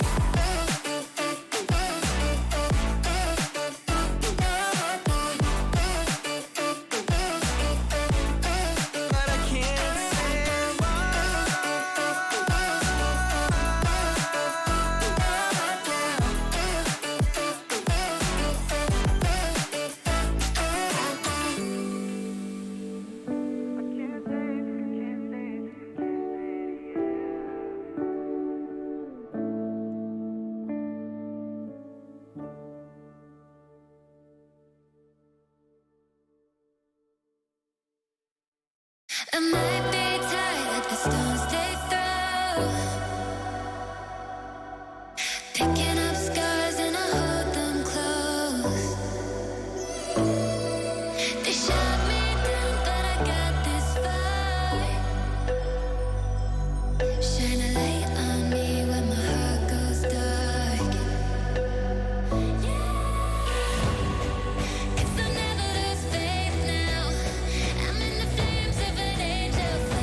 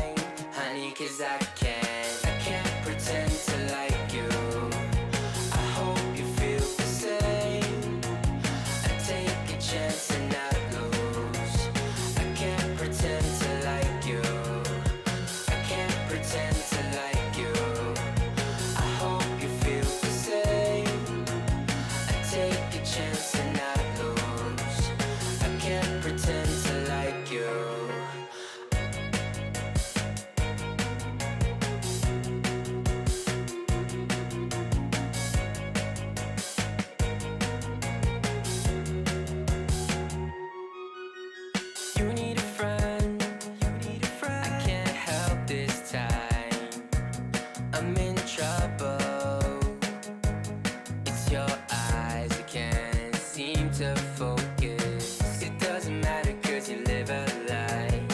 You want attention from every guy in the park, but when you call, give you my heart, you rip it out. I can't pretend to like you, I hope you feel the same. I take a chance and not lose. I can't pretend to like you, I can't pretend to like you. I hope you feel the same. I take a chance and not lose. I can't pretend to like you, I can't pretend to like you. I hope you feel the same. I take a chance and not take a chance. I can't pretend to like you.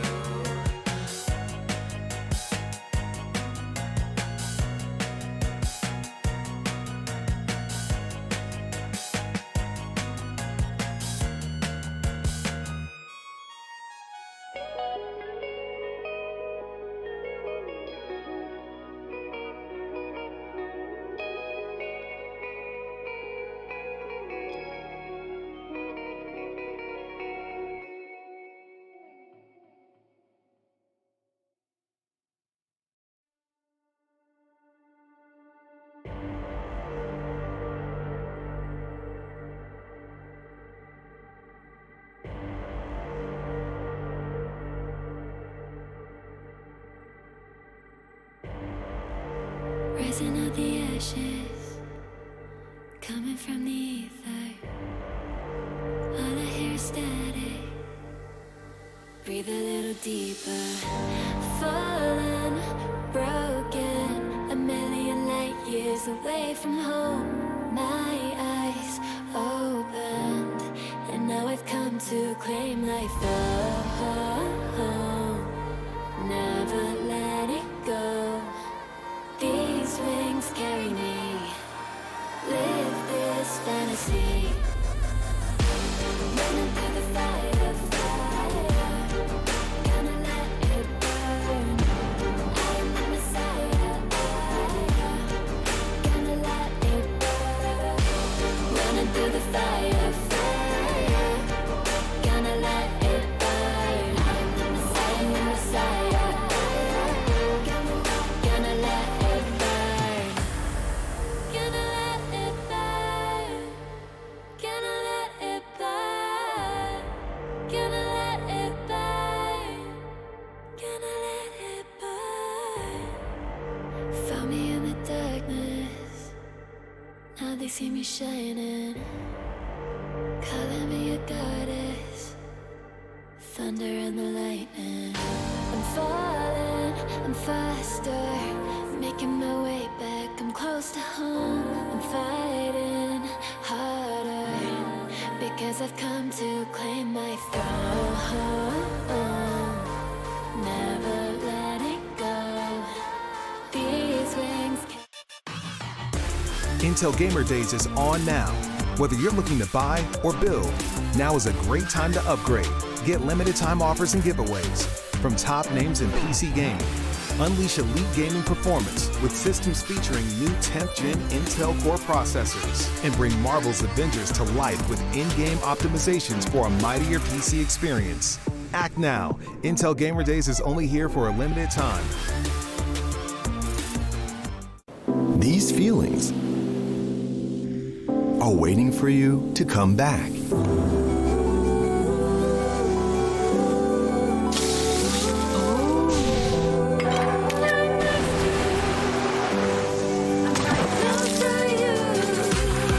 Amazing feelings are waiting for you to explore again once the world is ready. Until we meet again. Amazing Thailand. What's your style?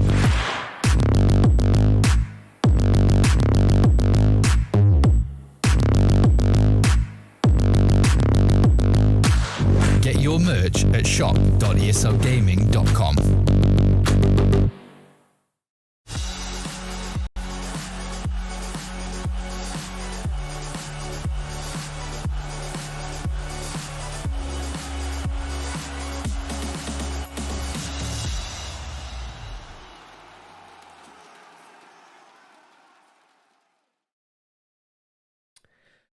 Hello and welcome back to ESL 1 Thailand. My name is Nomad and joining me is 1437 as we get into game number 2 in this best of 3 series between Business Associates and Beastcoast. And you might be a bit confused thinking, well, I mean, it's the first game only just started. What happened to it? Well, it ended. In 15 minutes it ended.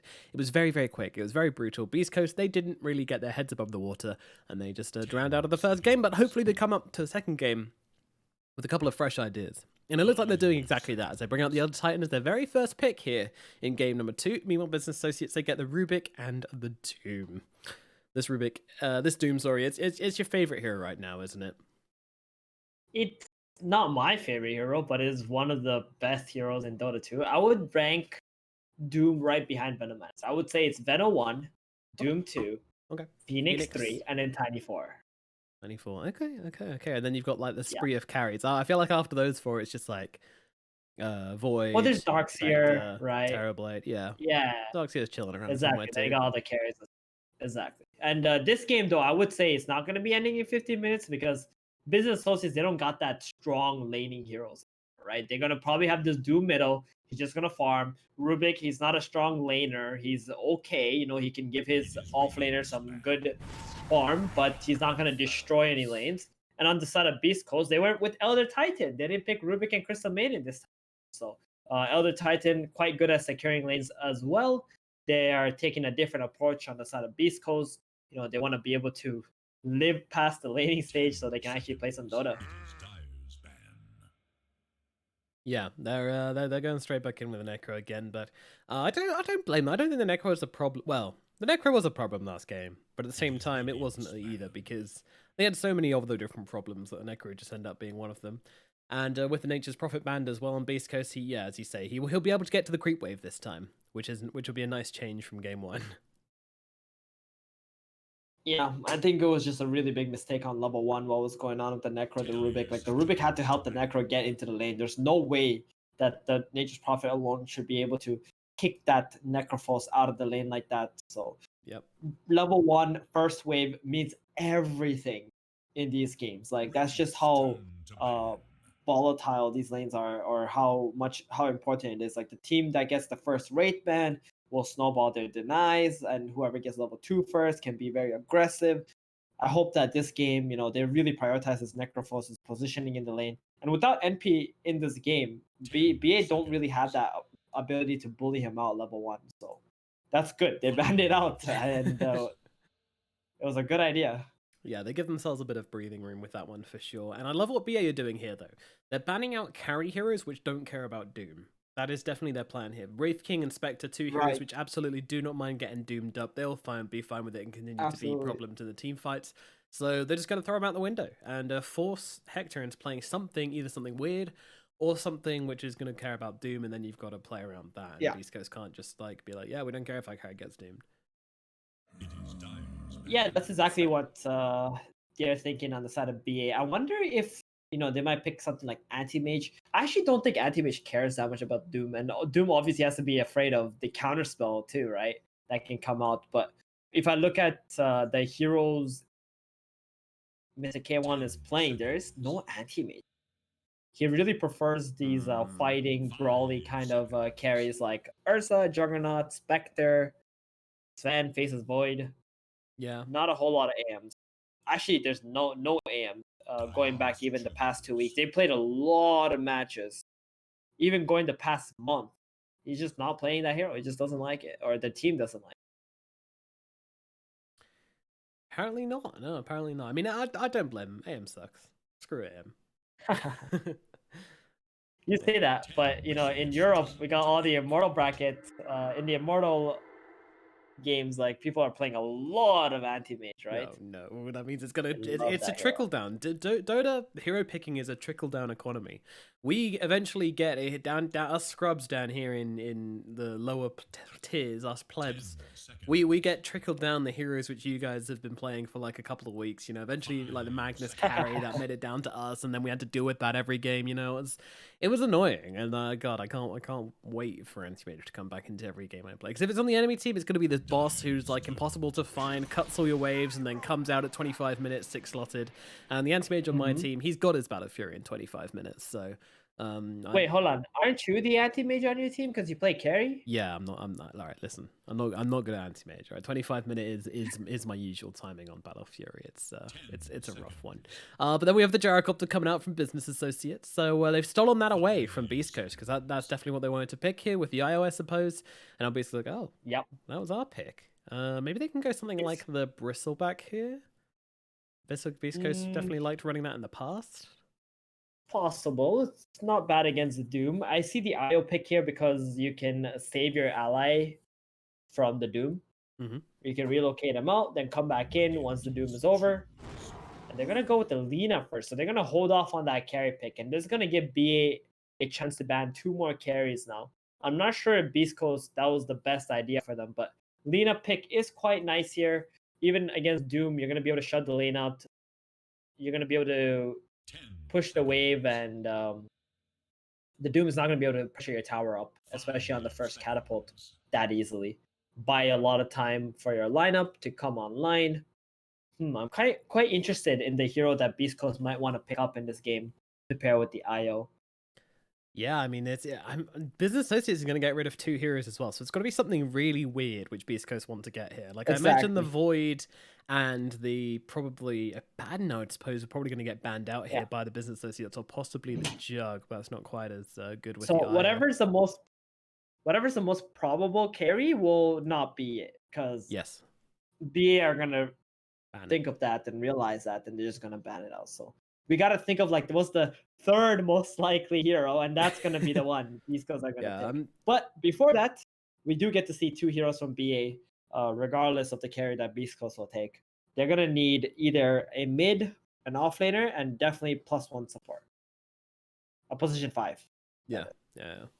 One thing I want to mention about the Lina versus Doom matchup as well is that it's a really 2-sided coin. Because obviously, if the Lina gets doomed, she's going to be really sad about that. But dooming a Lina is no easy feat. She's often on the back lines. You're going to need a blink. You're going to need a shadow blade or something along those lines. And if you don't pull it off, if you get caught out before you do it, you're going to get blown up. I mean, that's like one of the reasons these burst heroes are very good against Doom, as well as being very bad. Like, if you get doomed, you're screwed. But if he doesn't doom you, then he's just going to die. So it forces him into the position where he has to use these spells very early. But now I want to get into this Zeus pick here by Business Associates. I think this is looking like a mid lane Zeus to me. Am I right? Yeah, I think so too. It does look like a mid lane Zeus. I don't think Zeus and Rubik can go off lane or something and have any impact. So it's gonna have to be a Zeus mid and Doom off lane. I wish BA picked Apparition here, actually. I think Ancient Apparition would have been amazing for their draft against this IO and Necrophos. I think that was a big mistake on Beast Coast side to not ban this Apparition if they were just planning to pick this IO right off the bat. 10 seconds. Could be very nice. Yeah, could be very nice. We'll see if Business and Jaro do get away Apparition. with it. 5 seconds. It's quite nice too, because you got that homing missile with your cold feet. That's gonna proc your cold feet. Then you get that easy ultimate out. Yeah, give you a lot of vision for your chilling touch, amplify the damage of Rocket Barrage and Missile with the Rocket Barrage as well. You're selling it to me. You're selling it to me. It's definitely still possible. I think it's definitely still possible, right? For BA to pick it. Zeus mid, Jaro 1, Rubik 4. It would be such a big checkmate, to be honest. It would. If they actually did that. Oh, you know what, Nomad? We should probably realize that this IO could possibly be a position 1. Like, it's probably like a 1% chance in this game. Because, this is not mid 1 playing IO. But there is a chance that this could be a position 1 IO. Ooh. Now right? You're and paired up with an Elder Titan position 5. Yeah. Then later you just pair up with your Necro or your Lina. It's not bad. See where you're going with this, and I quite want to get on board that train. Let's see if they do decide to go down that route. The range, of course, from the IO with the Fiery Soul and just mad attack range of Lina is it's pretty insane. Maybe that is. I just want to say one thing. I never want to tickle your pickle. Just saying. Oh, okay, all right, noted. I'll never ask you to do that again. Or imply that you are doing it, but Lifesteal is going to get. Yeah, no worries. I respect that.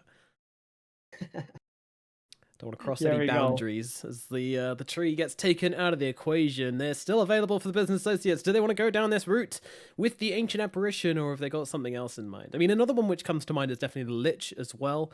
Lich always a very popular pickup into IO, but just because he's got a nice big shield you can throw on people. It's as simple as that. With a lot of magic damage on the side of Beastcoast, doesn't really feel like that value of a pickup. Please, apparition. Fear, I know you're good. Winter Wyvern. Okay, that's also a pretty good counter. Yeah, that's still a pretty good counter. Classic. Yeah. I wonder if they're gonna go with a Faceless Void here. There's no Faceless Void ban. Gotta be I'm so surprised about the no Faceless Void ban. Like that actually boggles my mind that BA didn't ban that hero. But against Wyvern, Doom, maybe it's okay. The Doom can just Doom up the Void. But like these heroes on the side of Beastcoast, they love playing with Void. Mina, E.T. I knew it! They done it! Yes! They've done Position it! 1 IO, is it?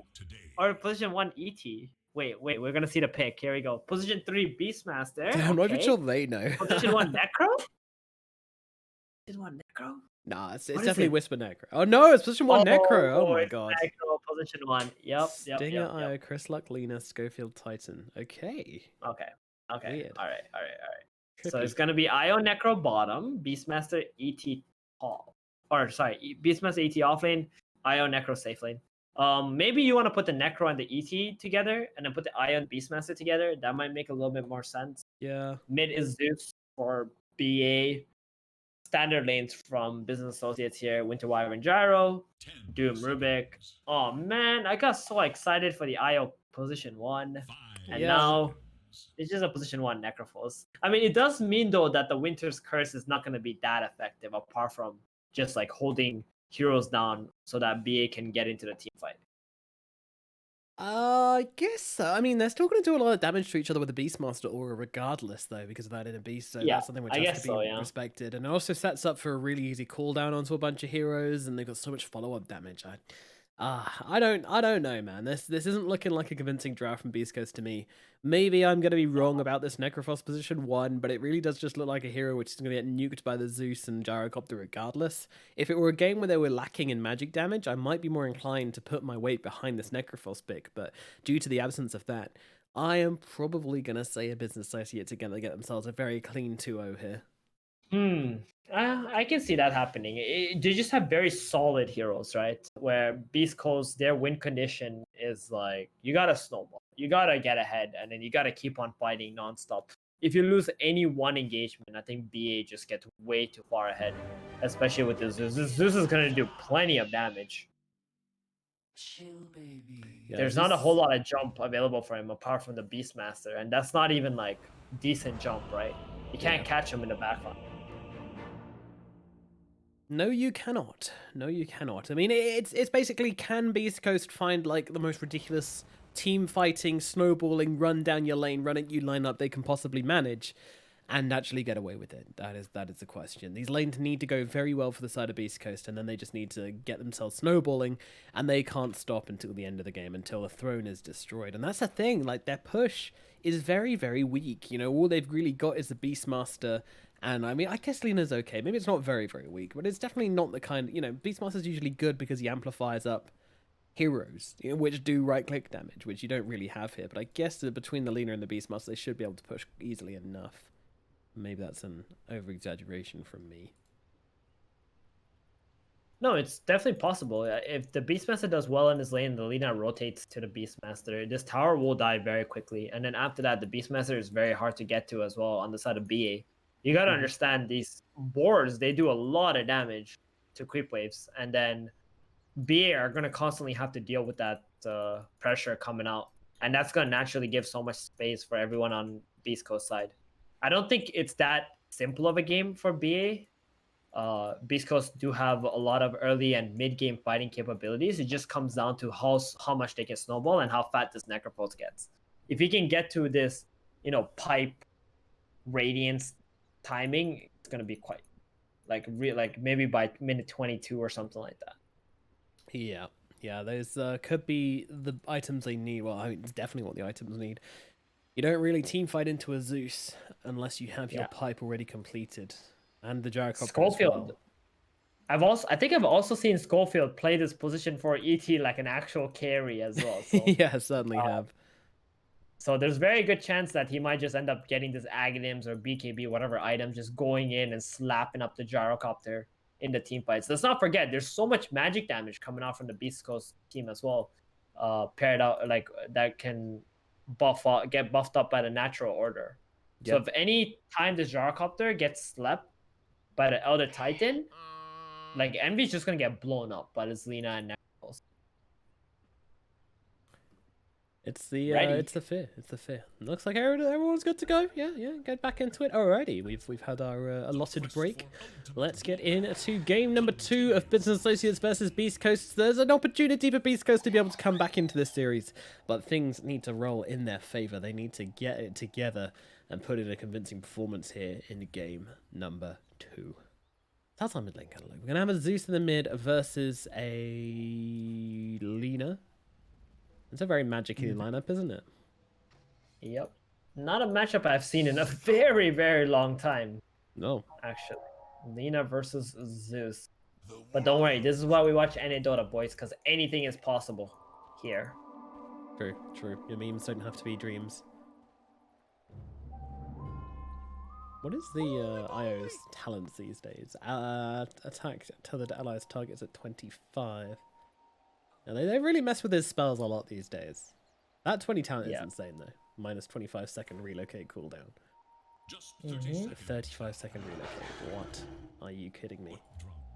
That's a lot of TPing. Who needs that, man? It's all about that Aghanims and then plus 60 spirit hero damage, like, bro. Fair enough. Anna forever. Anna forever. Easy. Yeah. TI9, never forgetty. Schofield are gonna rock up on this high ground. Say hello to Snaking and Brax. How's it going, boys? I've got myself a what weapons he got these days? Oh, he's got a mace. Interesting, interesting. No briefcase today. He's got his mace out, which is good because you can't face business associates and then bring their suitcase with you. You know, that's just rude. Switch up those. Yeah, they're gonna come and take it from you. They are. They are. Wow, I just realized Beastmaster's item build. That is a very manly item build, sir. That is very, very manly. I'm just picturing him like not a whole lot of region. Doing bicep curls with these iron branches, you know, just ripping them, just curling them, getting swollen in this bottom lane. You know what, Envy? Orb of Venoms on Beastmaster against 2 range heroes, like that's very shocking to me. If he right clicks them though, they're gonna be goddamn slowed by these balls and by this Beastmaster. But yeah, I mean, getting right clicks off in the first place could be a bit of an issue, especially with his balls taking this heavy harass. Meanwhile, up in the top lane, Brax is actually gonna kill off the Necrophos. That is not expected. Level 1 for sure. I did not expect that either. I'm sorry. I had no idea that was even gonna happen. Interesting. Yeah, pretty crazy. Pretty crazy. Alright. I mean, we never see like Brax or a Doom skill up score strength level 1, but it actually paid off because they did manage to kill that Necrophos because of it. And Necro's gonna come back into the lane, get us level 2, everything's back to normal again. Yep, nice I'll do his pull thing. here. Try and get his levels up. Wow. He already got a magic resist creep. Okay. On the Doom. That's going to be quite annoying for this Necro. He's not going to be able to harass up the Doom that much anymore.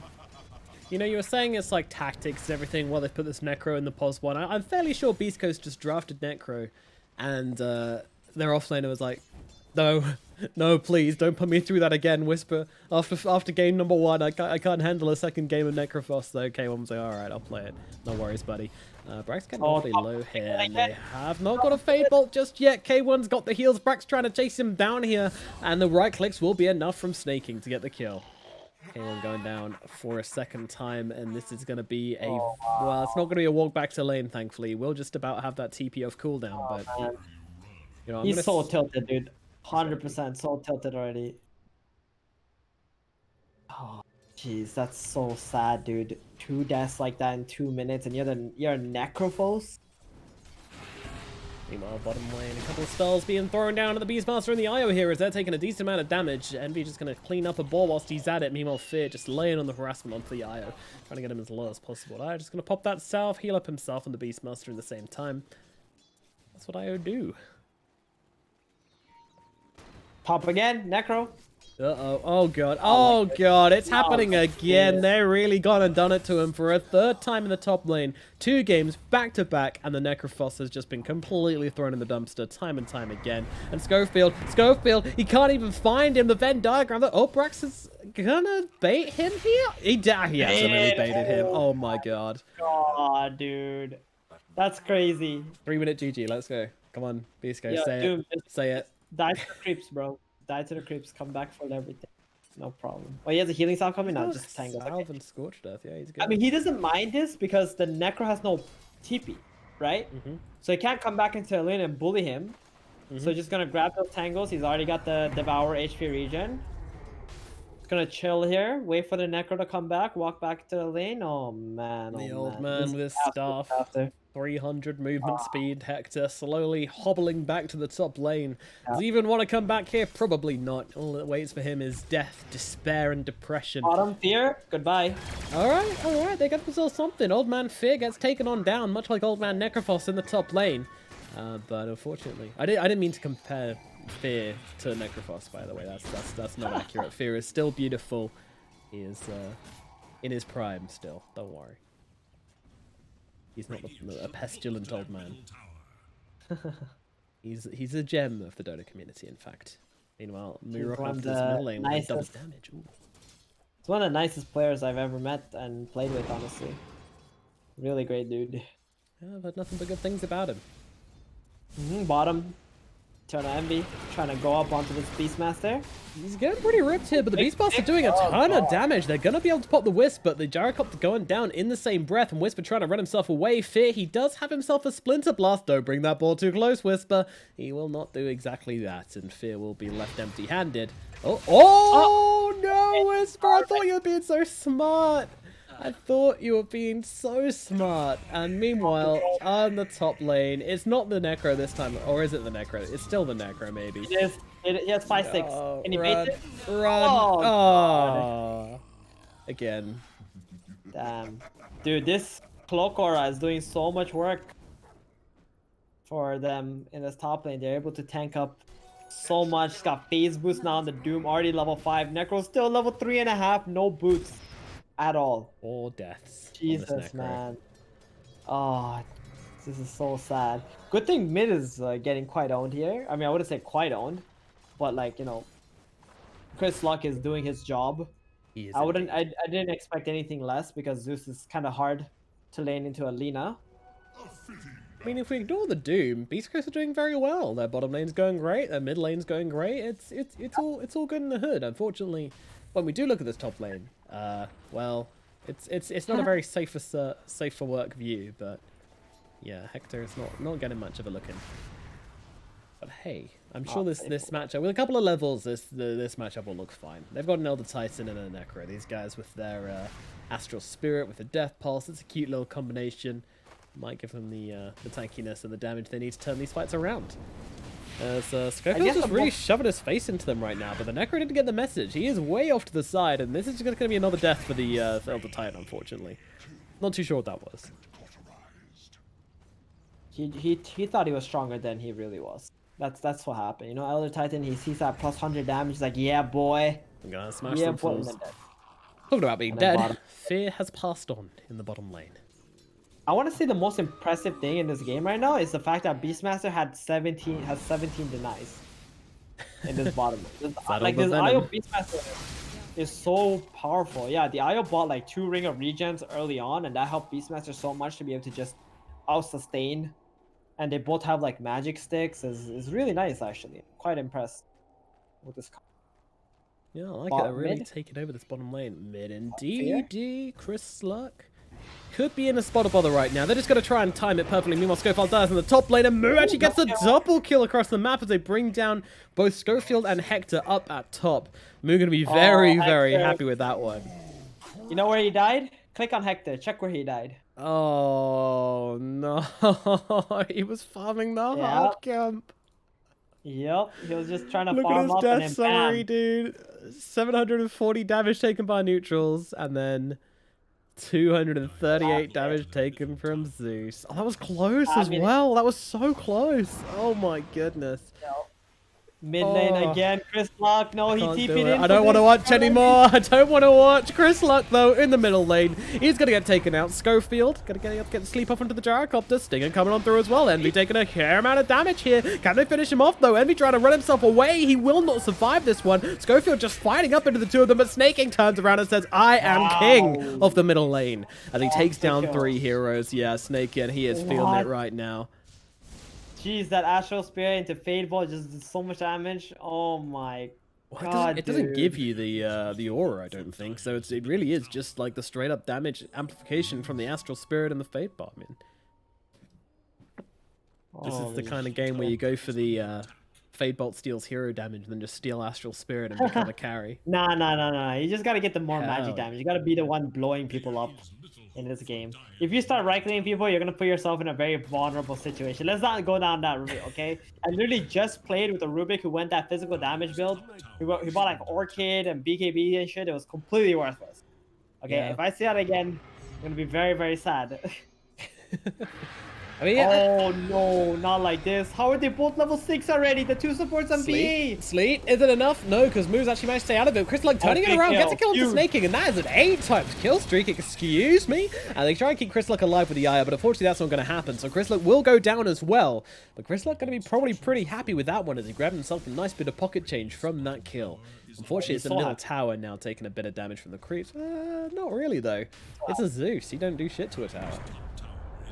He should have, yeah, that was really awkward because he should have like probably threw his spell out right away, but that's okay. You know, he was trying to get that last hit on Snaking. Got punished a little bit. 500 gold. That's a lot of gold at 9 minutes to be giving away. Stinger? Good. Playing some Dota. Playing a bit of Bungie called Dota. Okay, can we see the net worth of Eternal Envy? How is he like only 100 gold ahead of the Necrophos? Yeah, that's a great question. That's my real question here. He's 1 and 2. The Necro is 0-5, but the Necro is like about the same net worth as he is. Oh no. Just envy things, I guess. Yeah, To be he fair, made has that 10 play less mid. CS than Hector. Yeah. Yeah, Hector did fire a lot of neutrals, I guess. So what happened was the Lina died, right? And they knew that Lina was gonna TP back mid. So Envy actually made a rotation to mid and they wanted to dive with 4 heroes, kill that Lina off so the mid tower can be pressured up. Which was a really amazing like read on the game. Because it's gonna put the Lina dead again and her TP on cooldown, so when she's alive, she also can't defend it. The problem was he went a little too deep, started fighting the ET and the IO, even though they did manage to kill those 2. Envy didn't really get anything out of it. So that kind of set him back heavily. But now, in order for him to catch back up, his team has decided to give him the tome. He just bought it. The Rubik is level 7. The Winter Wyvern's about to be level 7. So there's no point to like for them to eat the tome here. So they're just gonna give that tome up to the carry, get him that fast levels for his flat cannon, so he can continue to farm on up here. But I'm kind of worried, honestly, because your carry being this far behind is not okay. I think against this this Beastmaster Lina like fast tempo lineup. At some point, BA are gonna have to slow down, or are gonna be slowed down. Yeah, Beastcoast, they really want to ramp up the pressure. And I love this hammer coming out from Schofield. Although I was going for the Meteor hammer, I was talking about a slight lack of push, an underwhelming amount of push possibly from Beastcoast. But this hammer's going to make all the difference in taking down these towers and putting on a bit of side pressure as well from this support duo. So yeah, like this a lot. Allows the Schofield to make up for the IO in terms of playing down waves and pushing out towers and shoving waves. That kind of thing. A bit of fun trivia for you, Theban. Are you ready for a question? Go ahead. How many teams has Eternal Envy played for in his history as a Dota 2 player? In his history? Yep. Okay, let me think. This is official and 3. unofficial teams. Any stats he's played. Any of those. I wanna say is the number 11.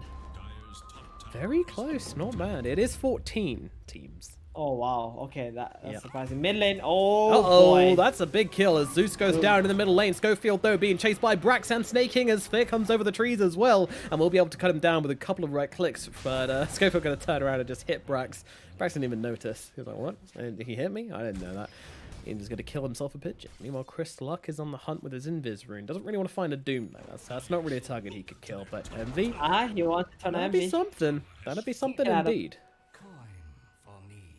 But they need someone to TP. Oh no, they got relocate. Of course he's gonna die here. Oh yeah, they've got him. They're gonna wait for him to run back. Come on, time to channel your 50-50. What can you do here? No, I don't think there's any 50-50 coming out. They've got a roar as well. Can he survive? Any roar? There we go. They wanted to wait for the second live strike array, I guess, for the full efficiency, but they didn't really need to do that. Raw mid lane. No stomps. All good. Okay. No stomps. I've just got to be careful, dude. He's being lifted up. He's being thrown. He's dead. He's dead. He had to be careful, and he was not. Stood too close to the edge, and unfortunately just ended up tipping off. Meanwhile, Io going to go down in the bottom lane to Whisper, as he's just going to be able to... sorry, to Fear. Yeah, Fear with the Winter's Cast. I saw him attacking him for the last minute, and I was like, wait, weren't they on the same team a second ago? Wait, okay, I got it now. And another kill in mid as Schofield takes a fall. Moo and Snaking, so much burst damage between the two. I mean, this is so much. The Zeus and the Rubik with Dragon Slave is just ridiculous. And the bounty, they're gonna snag that bottom too, Brax. Oh no, Beastcoast, you didn't get that bounty. You need it badly. There's your money, boys. Yeah, dude, look at... Oh man, it's so sad when I click on Necrophos. It looks like he's a position 3 or 2 or 4 actually. Counting with Demon. Meanwhile, Beastmaster getting to the trees here, being healed up by the Io. I think he's going to be alright after all. And, oh, Snake King, he's not going to be actually, as he just gets picked up on the back lines. Wait, how did he die? Was that to the Necro Book or something? Let me look at this. Yes, it was entirely to the Necro Book actually. Okay, okay. 450 that was a lot. damage. And he just gave away a lot of gold, by the way, to Beastcoast, the Beastmaster here. He's almost at his Necro 3 now. That's not who you want to be giving away money to. I mean, I think he's the real position 1 in this game. Oh, Envy got slapped. Oh, time for... Can you channel that 50-50 magic? Where is it? Well, it's actually not that good right now. The Sun's kind of coming in. Envy's fine. He's got supports behind him. Beastcoast, though. Because they went on Brax instead there with the Roar and the Necro Book. They decided to give up Envy. That was actually the right call because Brax is actually the most farmed hero on the side of BA. Oh, yeah. Oh, yeah. You ever see that Doom on the map, make sure you bring him down, because with his Devour Gold, he will always be a nice big bounty for you and your team. The top tip. That's a Nomad Nugget right there. Stinger and Whisper looking to do it all over again here. Moving in on this middle lane.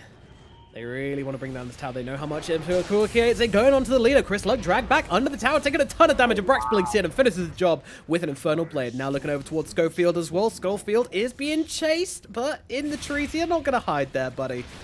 It's a giant Elder Titan trying to hide behind a skinny little dead tree. It's a bit comical, but yeah, in the end, they get themselves 2 big kills on the side of Business Associates and defend their mid tower in the process, which is a pretty big deal. They did not expect, the Lina did not expect that early Aether Lens coming out from the Rubik. That's a what, 12 or 13 minute Aether Lens from the Doom? I'm sorry, from the Rubik? Yeah, down the career. Yeah, so that lift range into a stun from that Light Strike array just blew up that Lina. Poof. I mean, Io and Beastmaster have been doing a pretty good job though, as sticking around bottom and just constantly pushing this lane in and getting farm on the Beastmaster. He's got that Necro 3 now. That's a very high number of Necros. A very big threat on the board for Beastcoast here in the bottom lane. As, well, it's going to take a while for the courier to actually bring it out here, so it's probably just a Necro 2, but still a lot of pressure on this tower. I mean, I think, as you mentioned, the big thing about this game is definitely this middle tower, but we'll hold the phone here. It's actually Snake can go for the lift down onto the low ground, but they've actually found Lina on the sideline. She's a little bit too close for comfort here. Heals out onto herself. The sleeve's going to come in from behind as well. Oh my god, the save comes in from the Io just in time.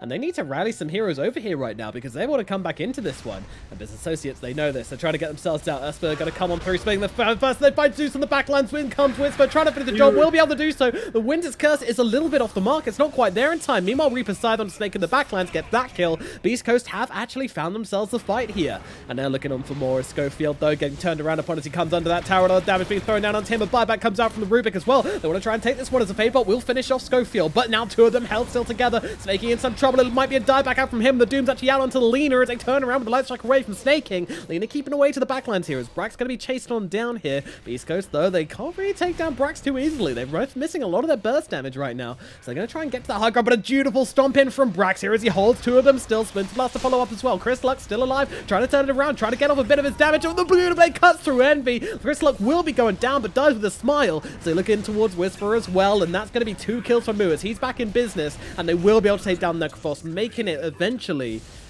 a even-ish trade. I don't know. Business Associates probably getting a bit of an advantage in the end, I suppose. It was a wildly long fight, though. Dude, the Zeus died, and then he came back alive without even having to buy back and cleaned up the team fight. So yeah, it was a really long fight. I want to say that was actually in favor of BA because the Doom was alive during all of that. He was able to do so much damage, wasn't even taking that much. I mean, the only loss they got from that, I would feel, is the Rubik buyback, right? That's only like the only big loss. Apart from that, yeah. Beastcoast have lost all 5 of the heroes. I think they just, you know, got a little bit too excited. They thought they could keep the heroes alive with a Necro heal on top of the IO. It just wasn't enough. And Schofield, this is going to be death number 10 here for him. Yeah, I mean, unfortunately, it doesn't really matter how tight you have your boots tied in this one. You know, there's just too many heroes on top of you. It's going to get run down. Dude, that's crazy. I mean, we were talking about how Necrophos have been having a bad game, but this Elder Titan has 10 deaths. What a support, actually. What a support player. He's like, don't worry, man.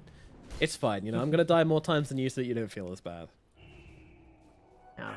We need this Lena to start picking up some steam in this game too, because she went for this max fiery soul build so she can right click and farm a little bit more. So wonder what her next item is. Maybe Boots of Travels even first. But at some point we've seen Chris Luck play this hero, right? He just plays it like a physical damage dealer, and Doom, oh, it's gonna get roared up. They need to finish the job here, though. And that kind of breaks the stolen Roar going to come back onto the Eye, but the Reaper's side going to come down onto Brax, and Stinger still alive through this as well. It does get finished off by Snaking in the end, and meanwhile, the Winter's Curse comes down onto the Beastmaster. He's being hammered in by his teammate. The Yours comes down to stop the Wyvern TPing away. This is going to be kill number 3 now for Beastcoast here as they swarm in onto Business Associates and get themselves 3 kills. K1 with the triple. He's back in the game, baby. No, man, I want to go ahead and say this game is going to be a very long game. We're talking like 40 or 50 minutes, like, at least. Like, you know, this game is 29-15, but I feel Beastcoast are the one that are ahead. And mainly because of Eternal Envy's net worth in this game. It's going for a Halberd on Gyrocopter. Oh, God. Oh, God. Halberd. This is not something we see. Like, I would have rather he went for some kind of Mask and Manus Aghanims, you know, like something that can let him farm up but also be able to fight in this kind of game. Yeah, this is really tough to see right now for BA. They got a great momentum from the Doom Rubik, but because their lineup doesn't really fit for the mid game here and doesn't do whole lot of tower damage, I think they're gonna lose a lot of momentum. Alrighty then, I'll have to ring up my maid and get her to bring me some tea and biscuits if we're going to go for the long game here, because I was prepared for another 15 minutes. Your girlfriend a maid? It's not who I was referring to. It's not who I was referring to. Or servant, or servant if any genuine doesn't have to be. Please don't let her know. She will murder me. She's a very strong lady. Maybe she's watching right now. Oh God, no. She does do that sometimes. She likes to read me the mean Twitch chat comments, actually. There's a Doom. Uh-oh, that's coming on down here. K1, he's in a bit of trouble. Lifted up, thrown on back. In comes Stinger, trying to save the day, and it's so successfully. TP's him back only to the tower, but they should still be fine with the heals from the IO. They'll be coming back, though. Are they coming back together is a question. Envy, he's waiting. Brax, Snaking, they're all around here. And Stinger going to try and get across to his teammate. And Brax is ready to follow, though, but they're not actually bringing Stinger down too easily here. He is going to survive. Meanwhile, Whisper, causing trouble to the backlands here, trying to find himself a pickoff, isn't able to do so. And both teams kind of falling a bit neutral here, as no one really getting hard started on the other. Wow, that was really well played there by the supports on Beastcoast. Just trying to help each other. Elder Titan getting in position to try and get a sleep out, and I love the discipline there from Beastcoast. They knew that was a bad situation to fight into. They don't have the angle, they don't have the vision, so they just backed off even though the Doom was on cooldown. Gotta respect Beastmaster it. now, Beastmaster now has Blink Dagger. So if they do want to smoke up while the Doom's on cooldown, this would be the perfect time. And this is the best way for the Beast to try and find either the Winter Wyvern or the Zeus in the team fight. Roar them up. Wait, hold on. Moo? I think he can jump Moo here. If his Blink isn't getting cancelled. On the side of Whisper. He does see them pop as well.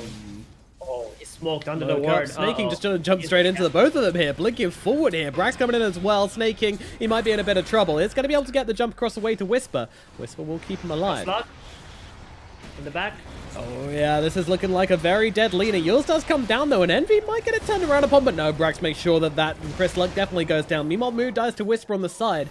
Now they're trying to chase down Snaking. Meanwhile, the Reaper's side does come down, but doesn't actually kill anybody off here, as we'll lose their Wyvern, and now the Necrophos looking in trouble as well. He's probably gonna die in response. Envy can't quite get the last through hits off K1 on the run, but in comes a flat cannon. Is it enough? No, because the IO heals him through it, and that is gonna be K1 staying alive and Envy getting killed off. And Brax is going to die as well. Oh my goodness. Beastcoast are playing this game to a much higher level than we expected.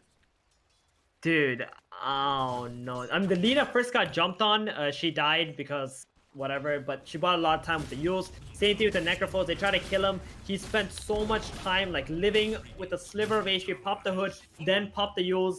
Last second, Io comes in, heals him up. So perfect. And I think Beastcoast, excuse me. Business Associates have completely lost steam of this game. I think that's it. I mean, Beastcoast are just going to control up this map better and better. This next Doom has to be value, like insane value. They have to. They can't afford the same thing to happen again. And then they go looking in towards the Beastmaster now. They need a little bit more than they're giving right now, though, as they throw in the spells. Teams coming in from behind. Whisper should eventually fall here, though, and Brax will be able to actually get the kill with the Scorched Earth. That was pretty surprising, actually. Wow. Do you want to know how much damage the Doom did to that kill? Let me guess, like 40? Yeah, 45. Single tick of Scorched Earth secures the kill. That's a kill secure right there. They're not going to stop playing aggressively here. They found the Lina as well. Oh, she got healed up. Yeah, the Light Strike Array available from Snaking. Any given point. Oh, he's going to set up with a Clumsy Net on for himself as well. That is beautiful. That is beautiful. Chris Luck is going to get finished off down at bottom. Business Associates. Big. Yeah, they've got kicked down, but they get straight back up. Exactly. I like that they don't shrink and, you know, try to play more defensively and try to farm items up. They just keep on playing aggressively instead. It's really nice. Look what Necrophos just bought. The Kyron Sange. I love this. Interesting. Getting going on right now. It's got a hood. There's a Doom available as well. Yep. Oh dear. Oh dear. See you later, Mr. K1. I mean, I'm actually fine with him dropping the Thunder Gods back. So we've seen the IO save people so many times. Like, you do actually just need to overcommit onto this sometimes. Meanwhile, Schofield trying to bait an Envy here, playing around a wee bit, seeing if he can get someone inside that sleep, drop the hammer on them. Meanwhile, Stinger, he's in some trouble again here. As he gets picked off, and Beastcoast getting a little bit sloppy now as they start losing Hero and Whisper. What are you doing, my friend? You're in the wrong neighborhood. Spill's going to come through and do a little bit of work as the roar comes out from Whisper and allows him to get away. They kill off Envy, and it looks like Winter Wyvern might be going the same way as well. Chris Luck is back, and the Laguna Blade comes down, striking through Fear, and they managed to get themselves 2 big return kills. And Schofield's looking for more. I assume Flat Cannon killed the Necrobook, right? Yeah, that's what happened. Dude, that's awesome. That was such an awesome fight from Beast, because I'm so surprised that Whisper put himself in that position just like you were, but it was all the bait, man. That Elder Titan coming in with that Earth Splitter and the sleep. Lina's alive again. This game is so back and forth. Snaking's going for this right now, and Moo's joining the club as well. You say Lina's alive again, but it might not be for much longer as Rubik continues to play around. Look at this clumsy nets with the Light Strike Arrays. My goodness, how obnoxious is this? And now the Zeus also has Nimbus available. So there's going to be a lot of stuns coming out. Oh, God. From the Zeus at this point. Yep. If he gets to level 20 and he gets that Lightning Bolt mini stun, that's going to be pretty sweet. What do you think he's going to get? The cooldown reduction or the Bolt mini stun? I think you get the cooldown reduction still. Okay. All right. Like the pure... I think it's just a pure damage output, right? Also, there's no pipe still available on the side of Beastcoast. Necrophos actually never finished his hood. Oh, I wanted to mention something really Oh, smart. the IO's going for it. Yeah, Guess which player is going for a really smart item build? Necrophos with the Kyra and Sanj. No. Oh, who then? Come on, there's only one mad scientist in this game, and he's making something quite epic. Oh, Envy? Well, with... Yeah, he's got... Oh, meanwhile... Oh, it's going Invasion. Yeah, we watched it. It was very exciting. It's really good, this game, because there's nobody on Beastcoast who's going to be able to buy an MKB easily. Maybe the Lina can, but the Necro and Beastmaster aren't. And most of Beastmaster's damage is coming from the Necro books, right? So this Butterfly Halberd build is going to keep him alive in the team fights, but what he really needs after this is going to be a BKB, so he doesn't get blown up by the magic damage. So it's like kind of genius for that physical damage reduction, but then without the BKB though, he won't get blown up by the magic damage. Unfortunately, sorry to burst your bubble, but he actually disassembled the Heaven's Halberd and made it into the Butterfly, and now he's going for the Asheras. Meanwhile, Io in the top lane will fall. Alright, it's even smarter, Nomad. Yeah. Got the he split it for the Butterfly, and now he's going back for the Sanjin Yasha. I like it. Yeah, interesting they chooses to go for the Butterfly first. Usually we see people go Sanjin Yasha and then split it up later on. But yeah, I mean, fair enough. Fair enough. Weird past building. I mean, this I feel like there's still so much to be exploited about the disassembling and everything, because yeah, Sanjin Yasha's super value, Heaven's Halberd, just a crazy good item right now.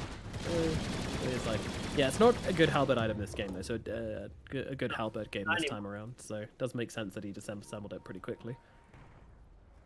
I like it. I like the Butterfly a lot this game. Normally, I don't, because there's someone who can buy MKB, but this game, the only person who can buy MKB is pretty much Selena. Oh, yeah, the evasion part of the Halberd is brilliant, but the active part of it is a bit meh. So, yeah, absolutely keen on him turning that into a Butterfly. Meanwhile, Snaking, he's going for the Agnims, which I completely understand. It's such a good Rubik game. Yeah, it is. He's been doing so much work. You can get Reaper Sight, you can get Primal Roar quite easily. You get that extra range. It's going to be amazing. The IO is actually going to be the one going for the pipe this game. We talked about Necro possibly going for pipe, but you know, he is the position one, so it's going to leave that to the IO. Oh, did you? Okay, sorry, I didn't realize the IO had a hood. I'm sure everyone appreciated the reiteration. Sorry, I was probably too focused on Eternal Envy's brilliant item build. I was not looking at anything else. No worries. When you're analyzing Envy games, you know, I kind of understand that half your brain is going to be devoted to figuring this man out as he's an enigma. Oh yeah. I honestly, I love watching Eternal Envy play. Like the thought process that's going through his head, like how he moves, where he farms, what he wants to do in the fights. You know, a lot of the stuff you think is weird, but in his head, he saw it very differently. Here we go. Thunder goes straight into a kill, giving them that vision. And Schofield, well, you know, see you later, man. Meanwhile, Chris Luck in the trees here. He's got to try something, but unfortunately, there's not much to try. He's surrounded by heroes, absolutely beleaguered. He's got the blink up to the high ground. Oh, he gets the right click! What are you doing? Oh, just about going to get up regardless. Meanwhile, on the sidelines of the fight, there's been a Winter's Curse out, and the Doom coming down onto the Beastmaster as well, controlling him as they take down Stinger, but the Reaper's side comes down to the Snaking just before he says goodbye, but it is going to be a lost coast from Beastcoast here. It's a heavily losing heroes, but actually, the IO's buying back into this one. They might want to try something crazy, and they absolutely are. Stinger's coming back in, trying to help out K1. They're going to try and hold this fight together, but lift out onto the IO. Uh-oh, he's the one in trouble. Try to save his homie, but unfortunately, he himself gets himself bursted. Meanwhile, Lina with a nice two-man stun. What can they follow up with it here? The Good Blade comes down onto Snaking. The Death Pulse does finish him off, but now Chris Luck getting run down under the tower. He's going to be in some trouble as he does try to throw down that Yules, but unfortunately, when he comes back down, Brax is waiting, and he gets that kill. Meanwhile, in comes K1 with Brax just going mono-e-mono right now. Well, now actually make that mono-e duo as the BKB's pop from Brax to dodge out the stomp. Schofield still taking some heavy damage. He needs to run himself away, but Brax just staying on him with the Blink Dagger, keeping him locked down here. Schofield still alive for the time being. Infernal Blade will not finish the job. Neither will the Arctic Burn. K1, Buyback, Lina. they don't really have anybody. The buyback comes out from They Chris want Luck them to control out the Doom here. They really want to kill off Brax here, but Fear's just being so annoying in the backlines. K1 staying on top of him, really trying to finish the job right now. So looking towards Fear, but Fear's actually able to get the kill onto Schofield all by himself. Might even get out, and they haven't killed Brax either. What are you doing, Beastcoast? They can't find themselves a target. They completely lose focus. They completely split it up, and they just get absolutely Chris Luck. He's so mad. He is so mad. He's trying to find this kill. Him with the Gloomy Blade. He will do exactly that. Now looking towards Moo as well, but that's not quite. Yeah, it is an option. Chris Luck is chasing. He's angry. He's a little bit tilted from this before, and he wants to be able to take down this Doom, but Doom has the Yules bouncing back up. Meanwhile, Stinger comes in from behind, and Boo's going to try and turn this one around with the Thunder Gods with the Nimbus. Not quite enough damage, unfortunately, to tear through these heroes, and that's going to be another one dead on the side of Business Associates. Meanwhile, the Wyvern does finally get killed off by Whisper. For some reason, I don't know what was going on back here, but, you know, a party in the back, party in the front, party all across the place, and Business Associates, they have been thoroughly beaten this time around. I mean, they were, but I think Doom, he just had to run away, right? He kind of lingered around too long, and then Delina was able to find him, kill him, and I think Moo was trying to help out Brax as well, and that netted another kill for the side of Beastcoast. That looked really bad for Beastcoast, but all of a sudden, with those 2 extra kills and going into the Roshan pit, I think they're going to be okay. They're going to give Lina this Aegis as well. She has a BKB. I'm sorry, no man, but I'm going to have to say it's a win for Beastcoast. Is that not what I said? That's what I meant to say. Oh, you said, I thought you said Beastcoast, you know, we got BA, we got BC. It's very complicated, very confusing, like yada yada. You guys know what I meant. You guys are all our audience listeners are very, very smart. They'll be able to figure it out. No mistakes here, boys. As yeah, I mean, it's Business Associates are starting to look a little bit lost. I mean, their net worths are now looking a little bit better. I mean, look at these 6 heroes. Every single core is just neck and neck right now. Every single core is within 1,000 gold of each other. At 32 minutes, that is pretty remarkable. They are, and somehow, Nomad, this Necrophos is the top network. He's done it. How? Hector, God. That's insane. What a comeback. Now Thunder God's going to throw out some vision for the side of Business Associates right now. Nimbus comes down as well. Doesn't really connect though as Brax gets on top of the IO. Looking for the Doom here. Actually gets reflected as both the Necrophos and the Doom are doomed currently. And now, Chris Luck actually going to get tethered too as well. Yeah, Stinger's being aggressive here. He's looking for a target. Doom's still running himself away. Could be caught out. Chris Luck being very aggressive on the front lines here, but that's because he's got a BKB and an Aegis of Immortality. So he's pretty keen to just kind of face tank this all right now. And throwing out the Lotus Orb as well, just to reflect out a homing missile as they go down deep onto the Rubik here, and Rubik is going to get finished off, but it looks like the Eye's in some trouble as well. He's going to lose his life. Meanwhile, Chris Luck looking on forwards here. Legree Preside's going to come down onto the Gyrocopter. Envy trying to face up into the world right now, and he is not going to win that one. You cannot beat the Earth, my friend. Brack's still on the run here, but he's going to get yulesed up. Chris Luck setting up for the stun, and this is going to be another kill. Business Associates looking for something. All they find is their own grim demise as Fear trying to run them around in a couple of circles right now, but unfortunately boots are faster than oh, okay, cheeky little blink from Fear there. Keeps him safe and keeps him alive. But still, with all 4 of his teammates dead, he's not going to be one bit happy about the past series of events. Oh man, I love watching Beastcoast play, especially against these NA teams. They're so manly in the way that they into the team fights, you know? Chris Luck is just standing in the middle of it with his Aegis. He's like, yo, fight me, boys, come in here. And after that, even the Beastmaster with the IO just going past like 4 heroes, trying to get that roar onto the Rubik. Does it, you know, gets a follow-up, provides a vision that his team needs to be able to find the correct targets. It is insane. Now they're going to get 2 tier 2 towers. They're even going to go Hygon here. I'm sorry, Nomad, but Beastcoast, I believe they won this game at this point, dude. That's how I feel. They are looking pretty damn hot right now as they find Fear in the tree lines here. The double lift comes down, but Fear will most certainly die. Snaking trying to limp his way back. And that's 85 seconds dead on the Wyvern, by the way. They're really feeling themselves on the side of Beastcoast right now. They're just trying to kill them before anyone on BA revive. Trying to get the timers reset so they can't group up as 5 again. It's kind of hard though to push the high ground against Zeus. Necro, maybe in some trouble here. Brax Envy, they're all coming back here as the buyback actually comes down from Fear as well. Really pushing hard to try and finish this one down as they actually get off the Winter's Curse onto 3 heroes. Spear comes on through. Oh, the Thunder God's a little bit early there, actually. Struggling with the damage, and that's going to be they can't actually finish these heroes off. Storm Splitter comes on through. Envy just sitting on the front lines right now, trying to get off his damage, but he's actually losing his health quite quickly. Trying to fight up. Meanwhile, on the backline, Snaking goes down. Chrisluck coming in from the side, trying to find himself some heroes. Reaper sides will not finish off Envy. Envy on the run belt being chased. They're going to turn into one. Envy trying to fight up, but he's again going to fall. The Gyrocopter just does nothing. And Brax now on the run. Meanwhile, the revive coming out from the Lina. Brax just running the other direction as the rest of Beastcoast just regrouping, recuperating, and continuing to pressure into the business associate side of the map. They are not giving up the goat right now. Schofield, a little bit careful. Brax. Oh, no. Oh, no. He's playing with him. Again. He's just playing with him, dude. He just had, like, the boar on his ass, and then the Doom couldn't just TP out or anything like that. Just walking around. I mean, Tipped him. Why? Is there any case for maybe suggesting Envy should have been farming this game? No one's going to farm as fast as him this match, yet he's been turning up to every single fight without fail. He doesn't have BKB. He went for a hood as well. First item, so, I mean, this is a game to just try to keep himself alive. I don't know. He needs Aghanims. I feel like this hero is impossible to play without Aghanims. Like, Ags plus lifesteal is how this hero becomes a super OP beast in the late game, right? And it also makes you extremely tanky, so I don't know. Wrong item build, in my opinion. I like the butterfly. I like the thought process behind that against Beastmaster and the Lina right clicks, but then without Ags, you're just not a hero going into the late game.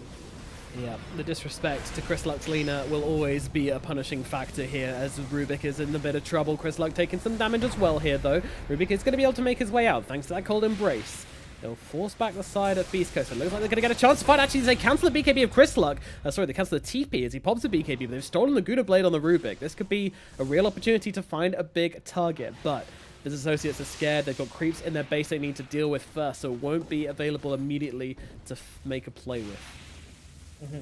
And Beastcoast are now going to be able to get all the tier 4 items, while Business Associates are going to have a hard time pushing these lanes out and getting out to kill any neutrals. I think Beastcoast, they're not going to let BA push out that far. They're going to start attacking them once again. They got a Linkins on the Lina. She's going to be very, very hard to doom. So does the Necrophos also has a Linkins. Linkins Io has, Io has like Pipe plus Medallion. What's the Elder Titan at? Elder Titan has Aghanims. My god, all the items coming out for Beastcoast now. This game just... It's gonna get picked off though. Yeah, they get him. And Io as well. Try to TP in for this. My friend, you've made some poor calculations. Yep, 60 seconds. 1 minute. Roshan won't be spawning for another minute and a half, or at least it won't start. So they're not gonna be able to get anything out of this, to be honest, unless they try to kill more heroes. That's what they gotta do. They gotta try to find Beastcoast right now. Yeah, if they want to actually they keep themselves. just kind of trick them into doing the chain feeding.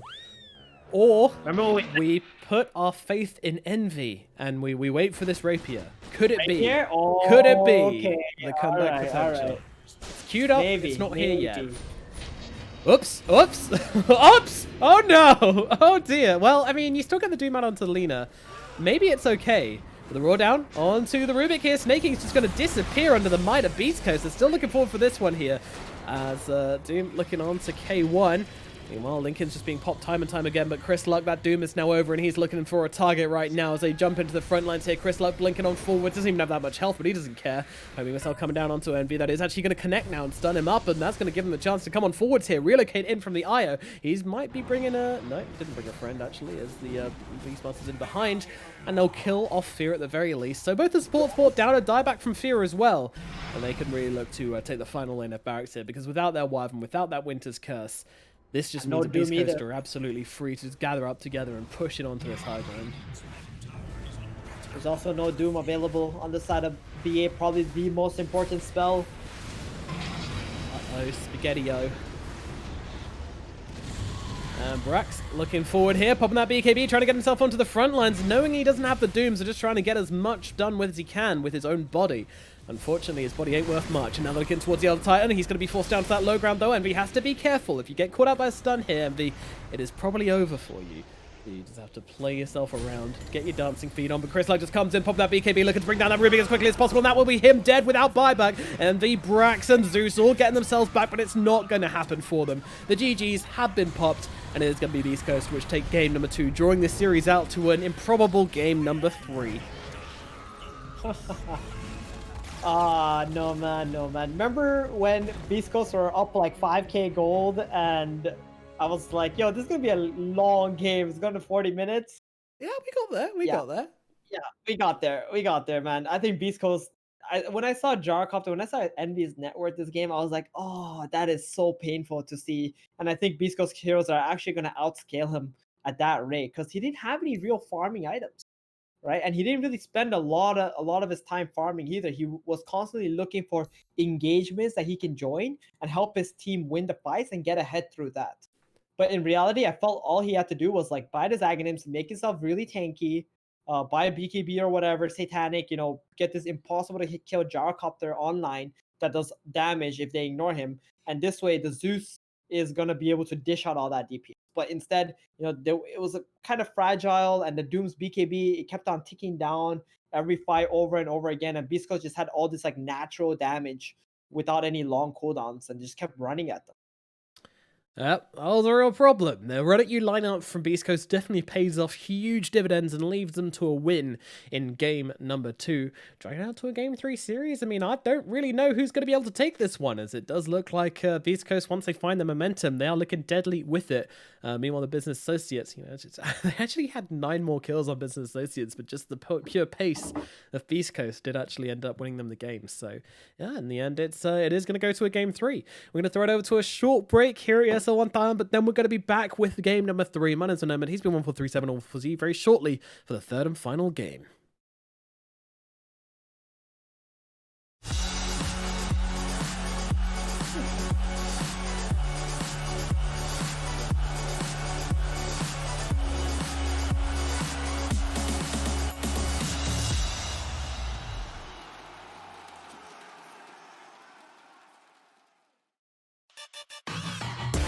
Intel Gamer Days is on now.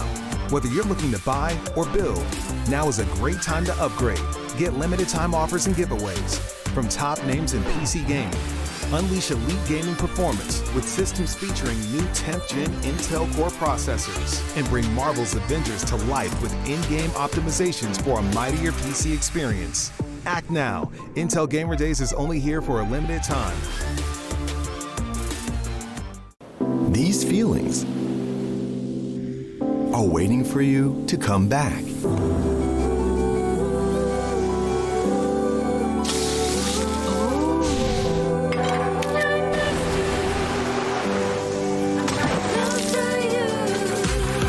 Amazing feelings are waiting for you to explore again once the world is ready. Until we meet again.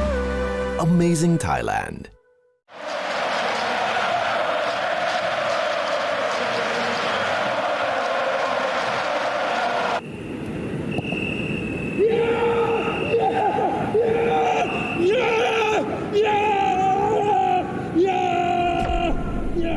Start your esports career now at play.eslgaming.com.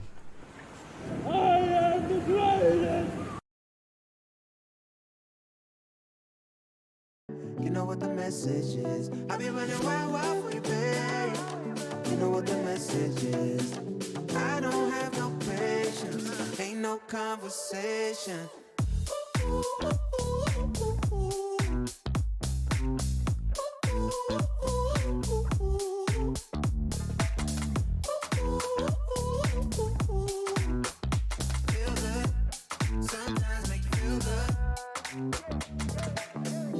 I just wanna talk, but you don't wanna listen. Tryna go far, but you got mixed feelings. So I'm finished. I'm on my way. Then you tell me you need it. Back in my space, hey, yeah. How could I lie? Just to be cold. Wanna be honest, you should know. I just came here to make y'all feel good. You know what the message is. Suddenly you with me now. You know what the message is. I be running wild for you, babe. You know what the message is. I don't have no patience. Ain't no conversation.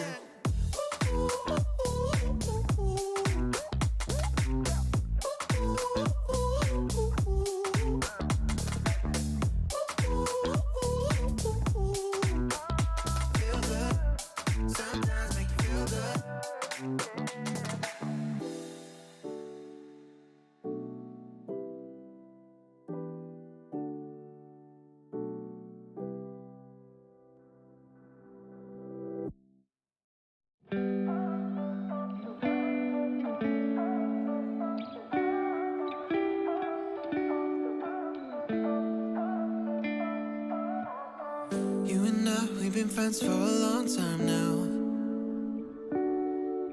Always have a good time whenever we go out.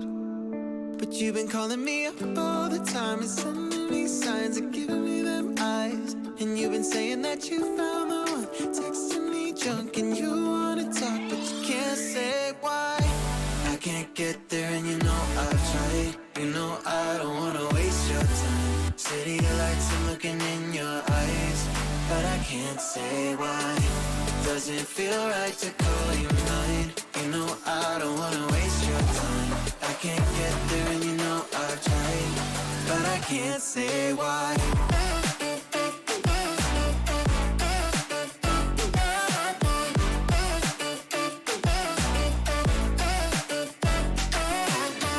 Feeling lost like I just wanna back time.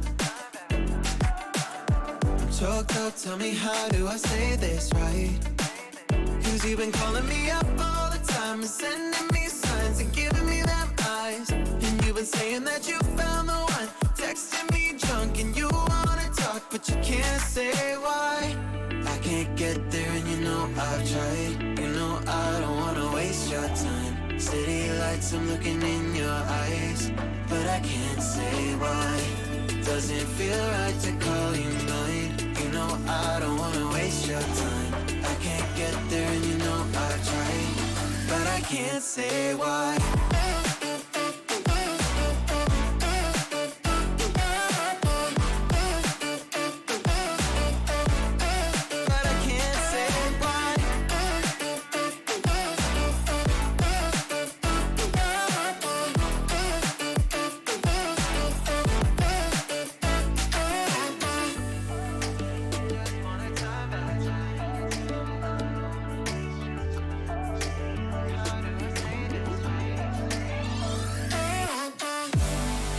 Get there and you know I've tried. You know I don't wanna waste your time. City lights, I'm looking in your eyes, but I can't say why.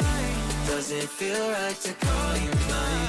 You know I don't wanna waste your time. I can't get there and you know I've tried, but I can't say why.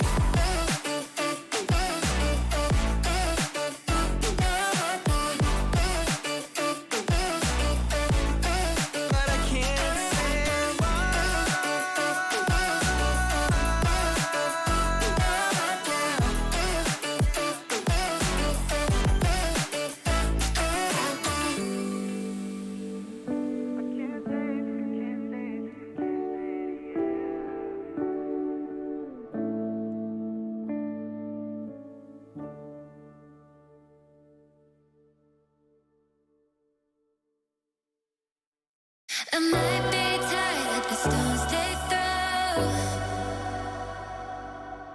Picking up scars and I hold them close. They shot me down, but I got this fight. Shine a light on me when my heart goes dark. If I never lose faith now, I'm in the flames of an angel. Fire, fire, burn. Fire.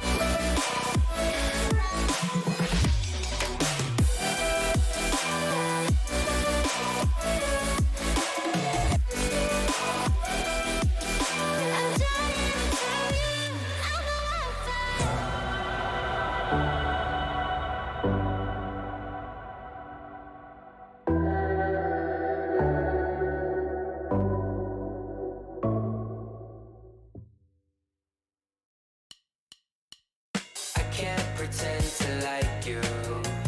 I hope you feel the same. I take a chance and not lose. I can't pretend to like you. It's just I never thought you were sitting next to me. I don't understand. It's just I never seen you smile. You wanna make out, give me a second. It's just you never talk, I never listen. When do we fall in love? Make up your mind, honey, 'cause I can't pretend to like you. I hope you feel the same. I take a chance and not lose. I can't pretend to like you. I can't pretend to like you. I hope you feel the same. I take a chance and not lose. I can't pretend to like you.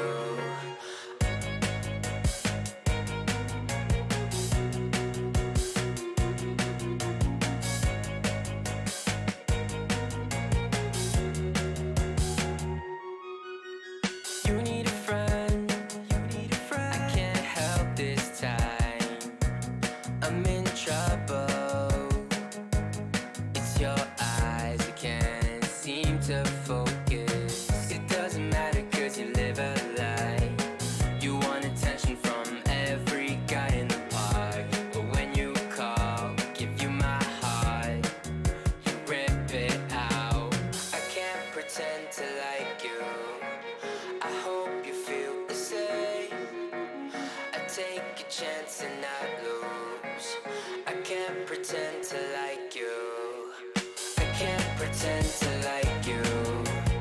I hope you feel the same. I take a chance and not lose. I can't pretend to like you. I can't pretend to like you. I hope you feel the same. I take a chance and not lose. I can't pretend to like you.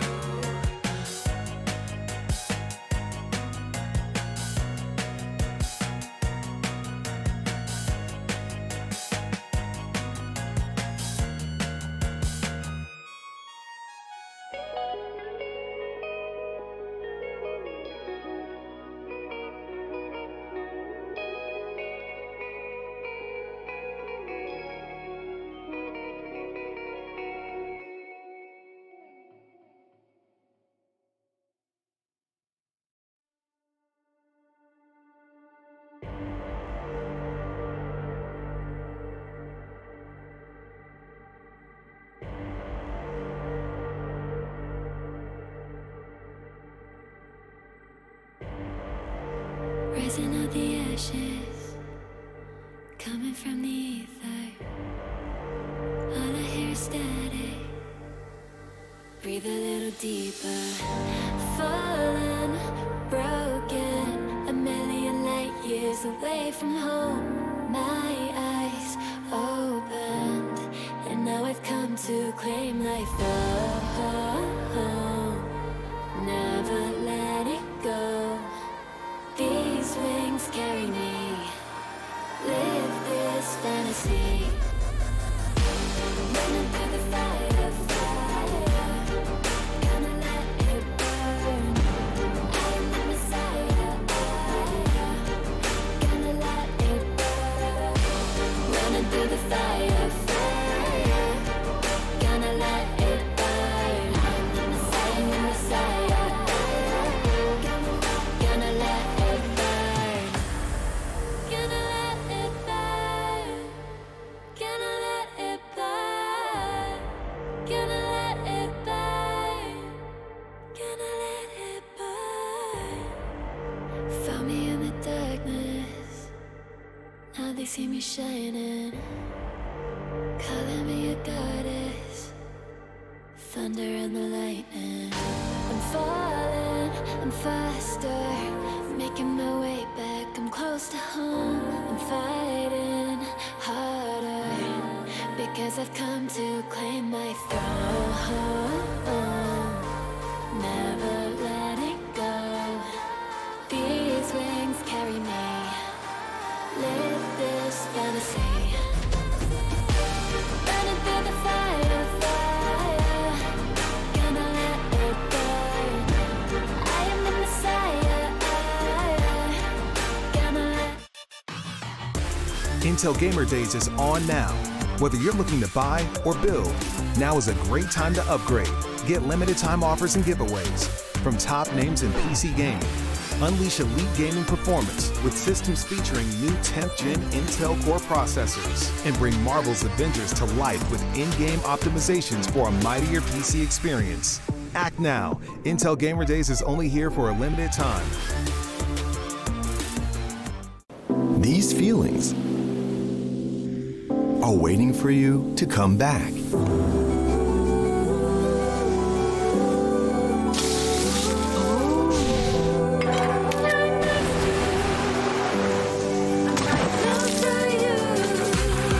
Amazing feelings are waiting for you to explore again once the world is ready. Until we meet again. Amazing Thailand. What's your style?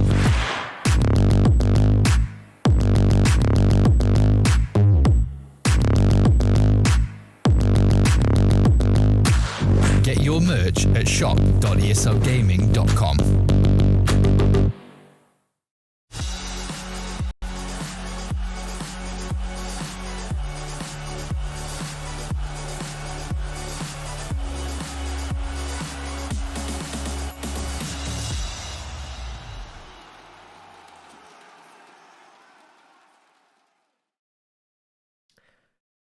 Howdy, y'all. Welcome back to the ESL 1 Thailand America group stages. My name is Nomad here, and joining me is Mr. 1437, aka Thieban, as we get into Business Associates versus the Beastcoast. Now, I kind of had it at the beginning. It kind of got away from me at the end, unfortunately. The southern accent, the southern drawl didn't really do too well for me in the end. But I thought, you know, we're doing some American games. We're getting into NA.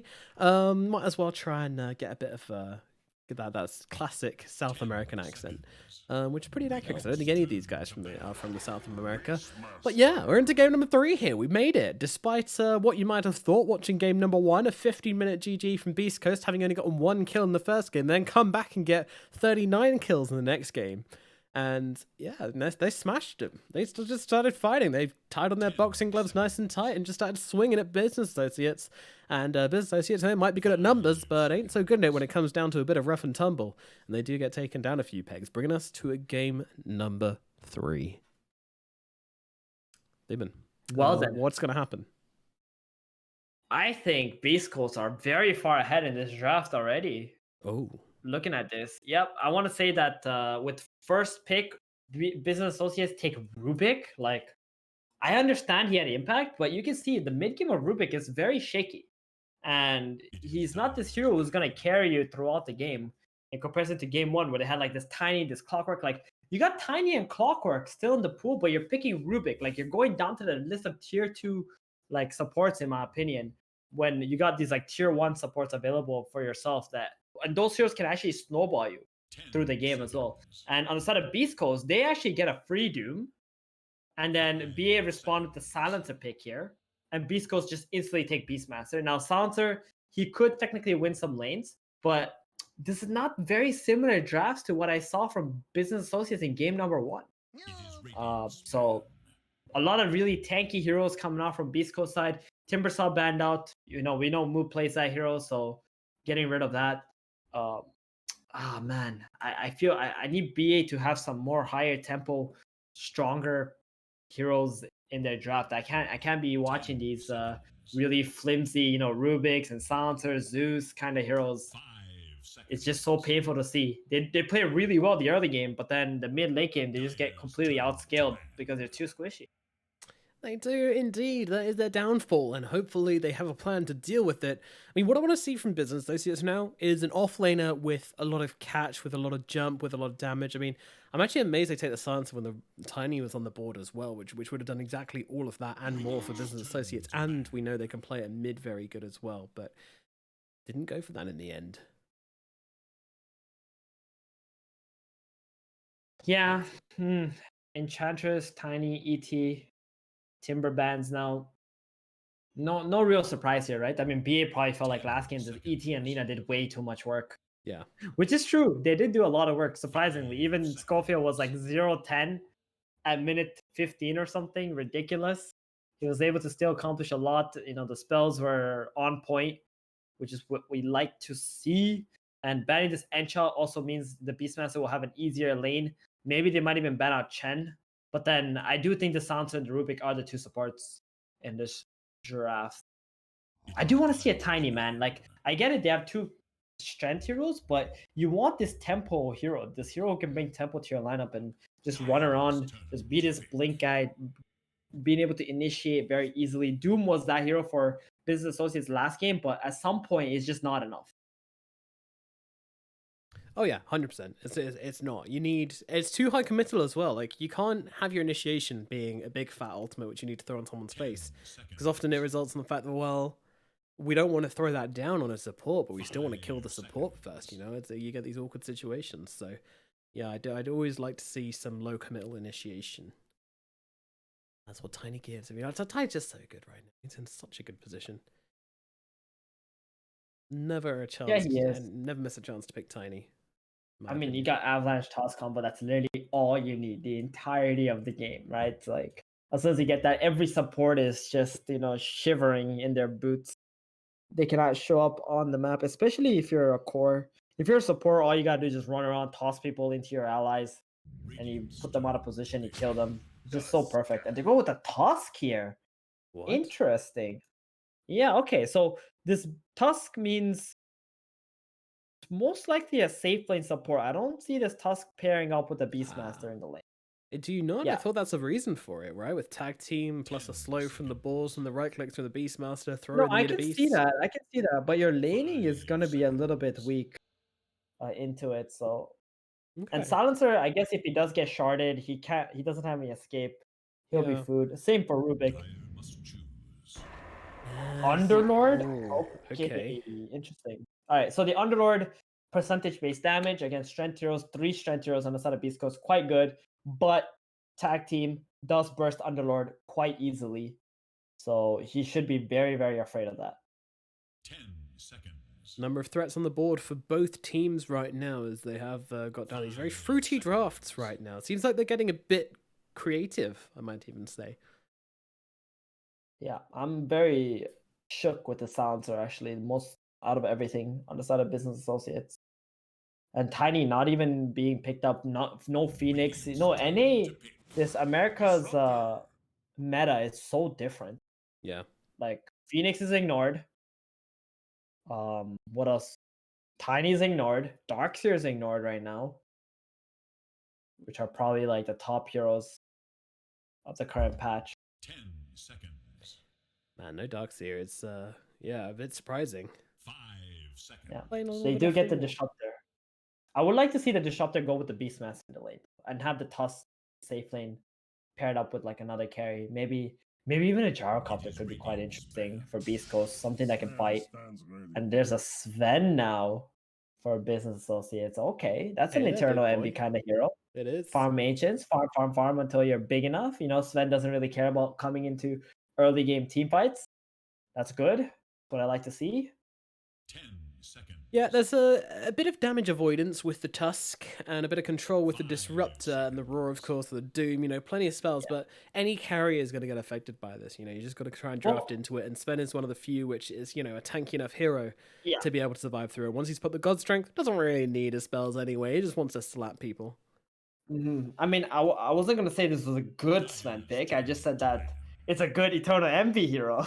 And that's what matters, Think about Eternal Envy is like there's some of these heroes where he really understands very well, or he knows what to do to kind of outmaneuver his opponent, and that's where I think he shines the best. So Sven is a hero where he has that flexibility in thinking like what he wants to do. So let's see what's gonna happen. Again, like you said, there's a Tusk Punch, there's a Beastmaster Roar. These are not spells Sven likes to fight it. No. He's a kiteable hero, that's for sure. 10 seconds. So Necrophos, that's a good ban for Business Associates. They banned out the Gyrocopter. Solid, right?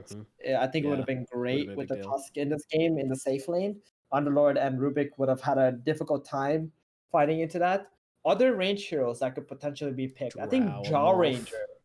Oh, dude, we were both Yes. thinking Drow. Oh my god, we've casted together a lot recently. Clearly, on the same page in some ways, which is worrying for you.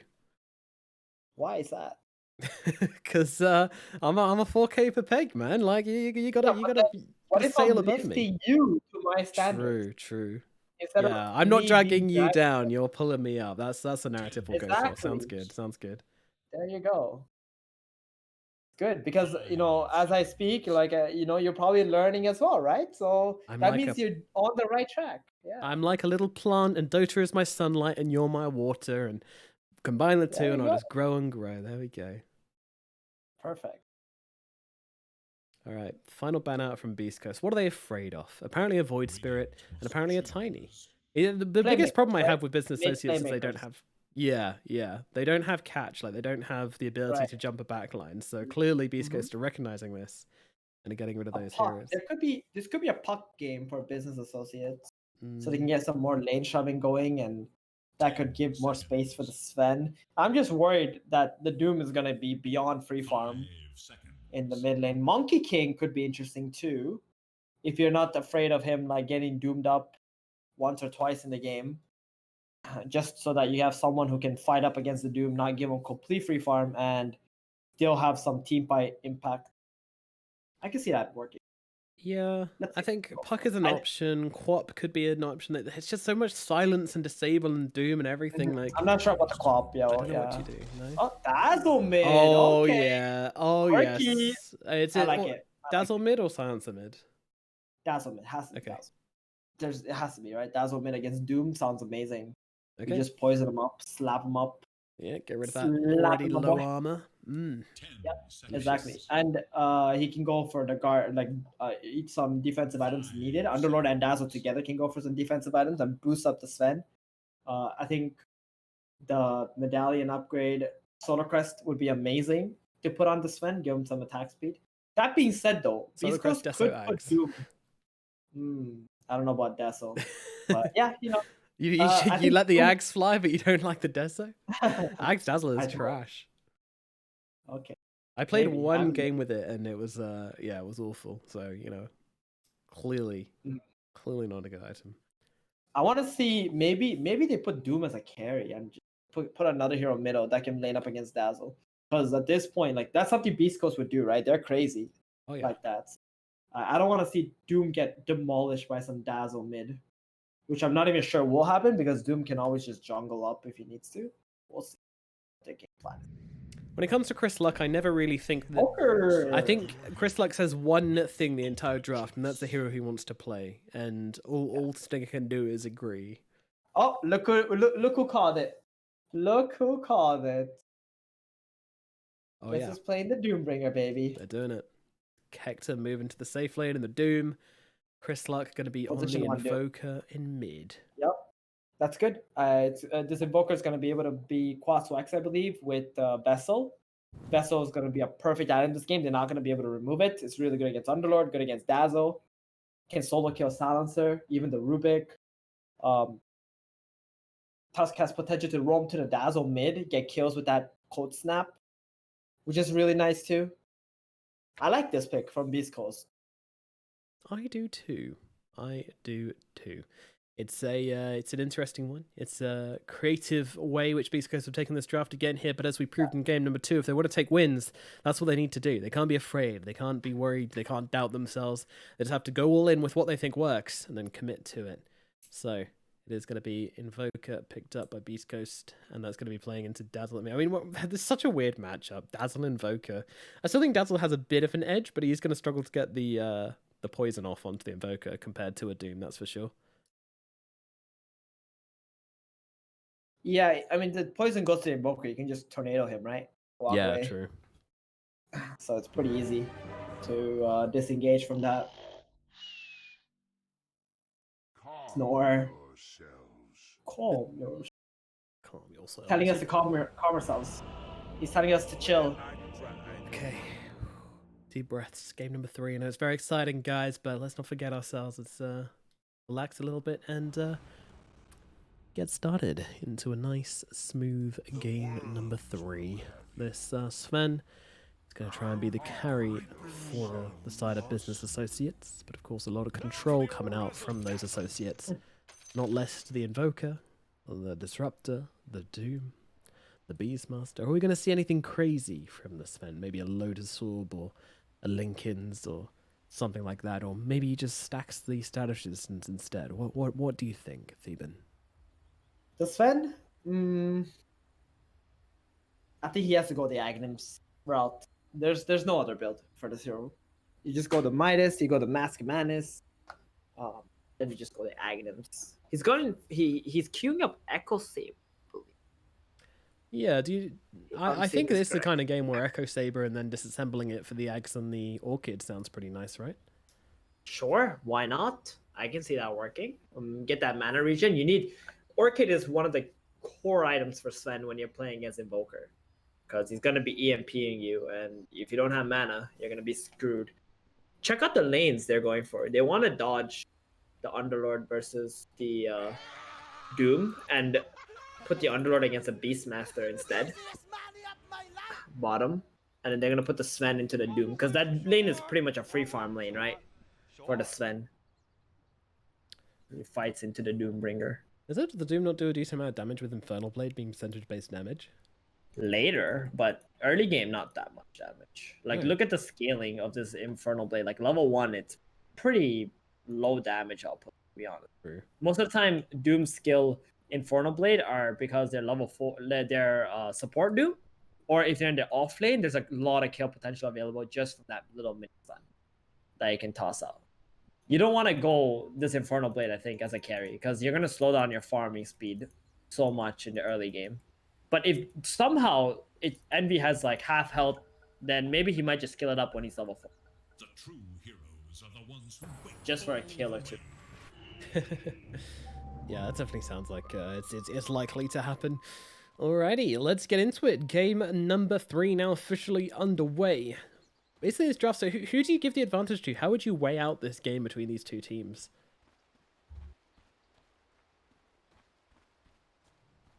Sorry, you caught me at a really bad time. I was having a sip of water. But in this game, I want to say that... Oh, Invoker's going for Exor. Okay, so it's not cost. Interesting. I want to say business associates have a really strong late game lineup, but I'm not sure they're gonna be able to get there.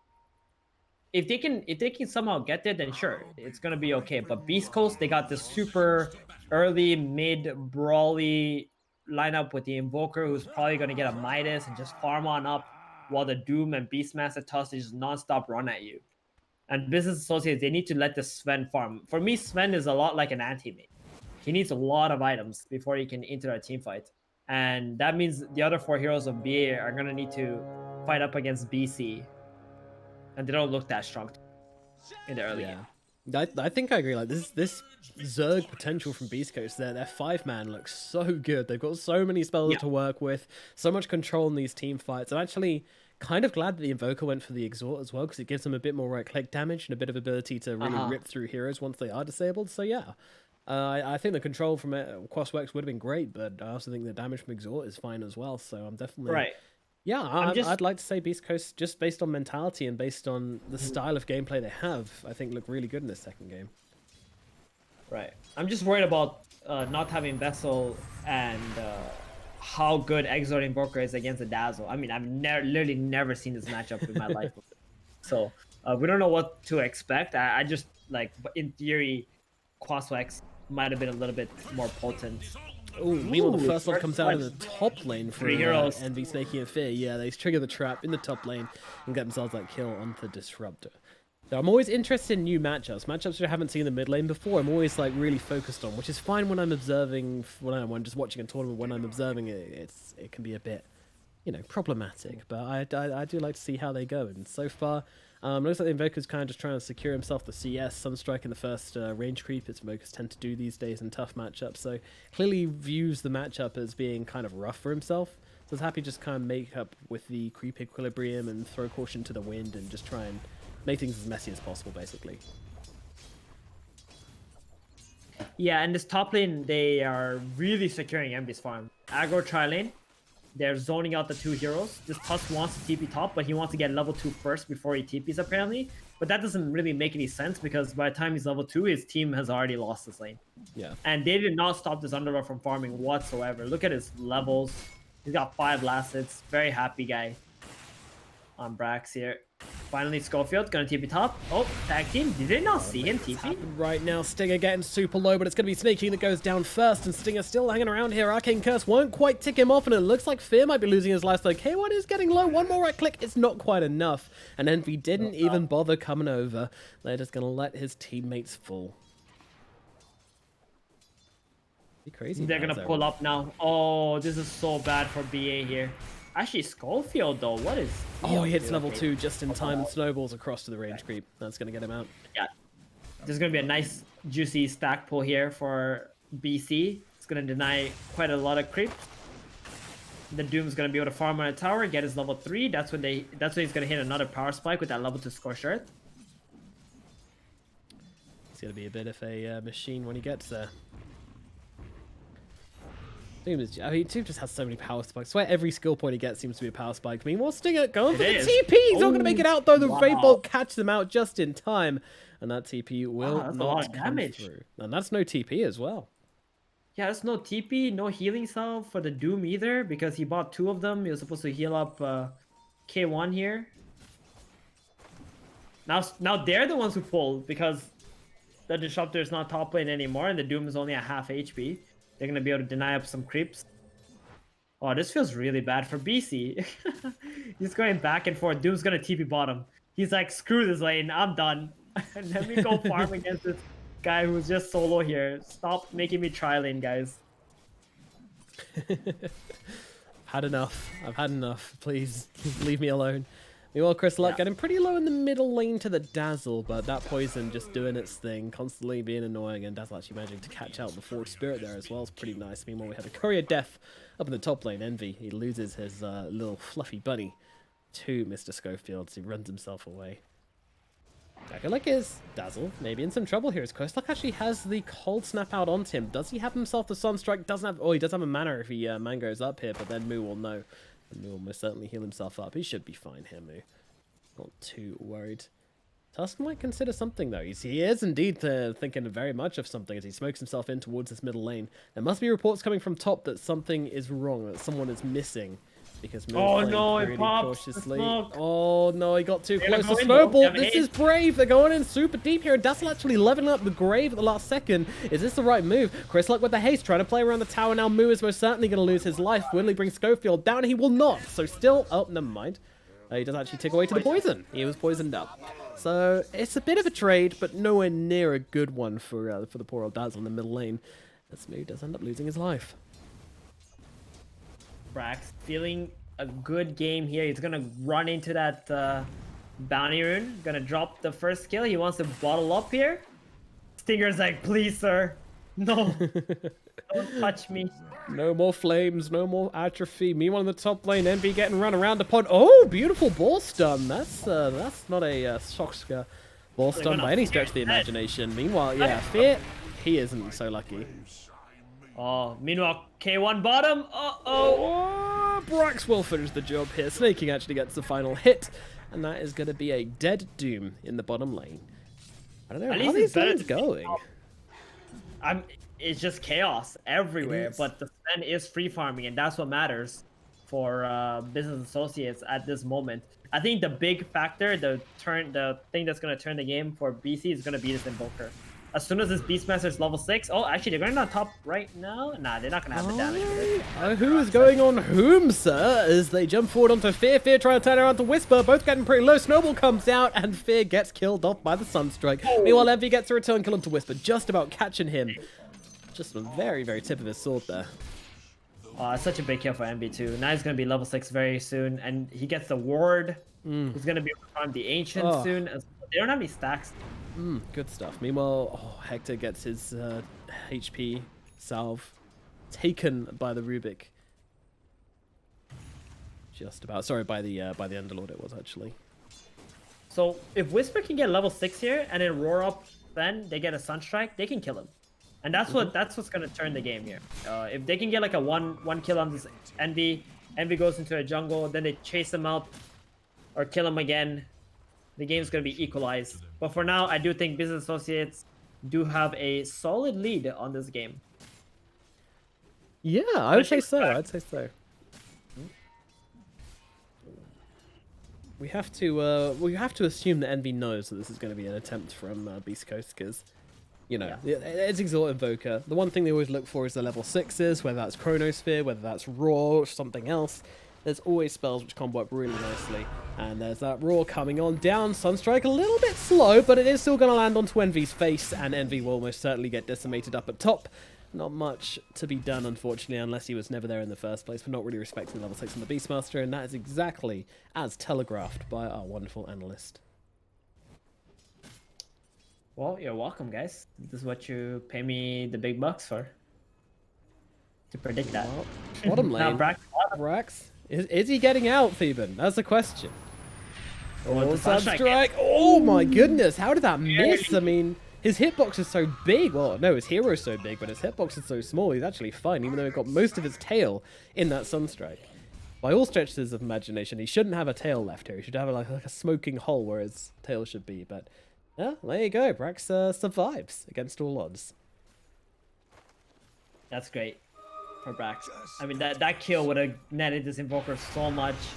Oh, Tusk. I think Tusk is dead. Sick prediction coming out here, guys, but I don't think Tusk is going to survive this one. See you later, buddy.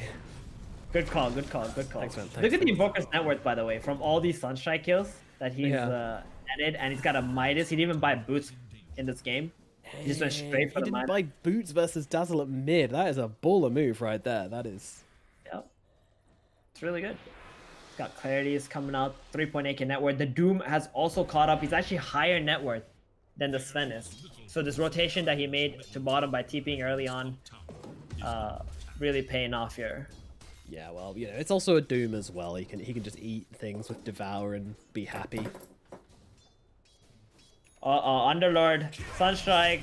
This time, he won't be dodging it. Brax is going to go down and top. Meanwhile, Moo looking for Schofield as well, trying to chase him into the trees, but he's slowed down quite a lot by the ballers. Meanwhile, Whisper might not be so lucky as a Fade Bolt finishes him off. Snaking finds him. Meanwhile, Schofield's able to run himself from the Dazzle, but out of the flames into the fire, or out of the pan into the fire, nonetheless. He's looking for couriers, though, trying to really try hard to find this Rubik's courier. Oh! I don't know if that was deliberate, but he aggroes the Ancients to kill the courier. Fair enough. He'll still die. Yeah.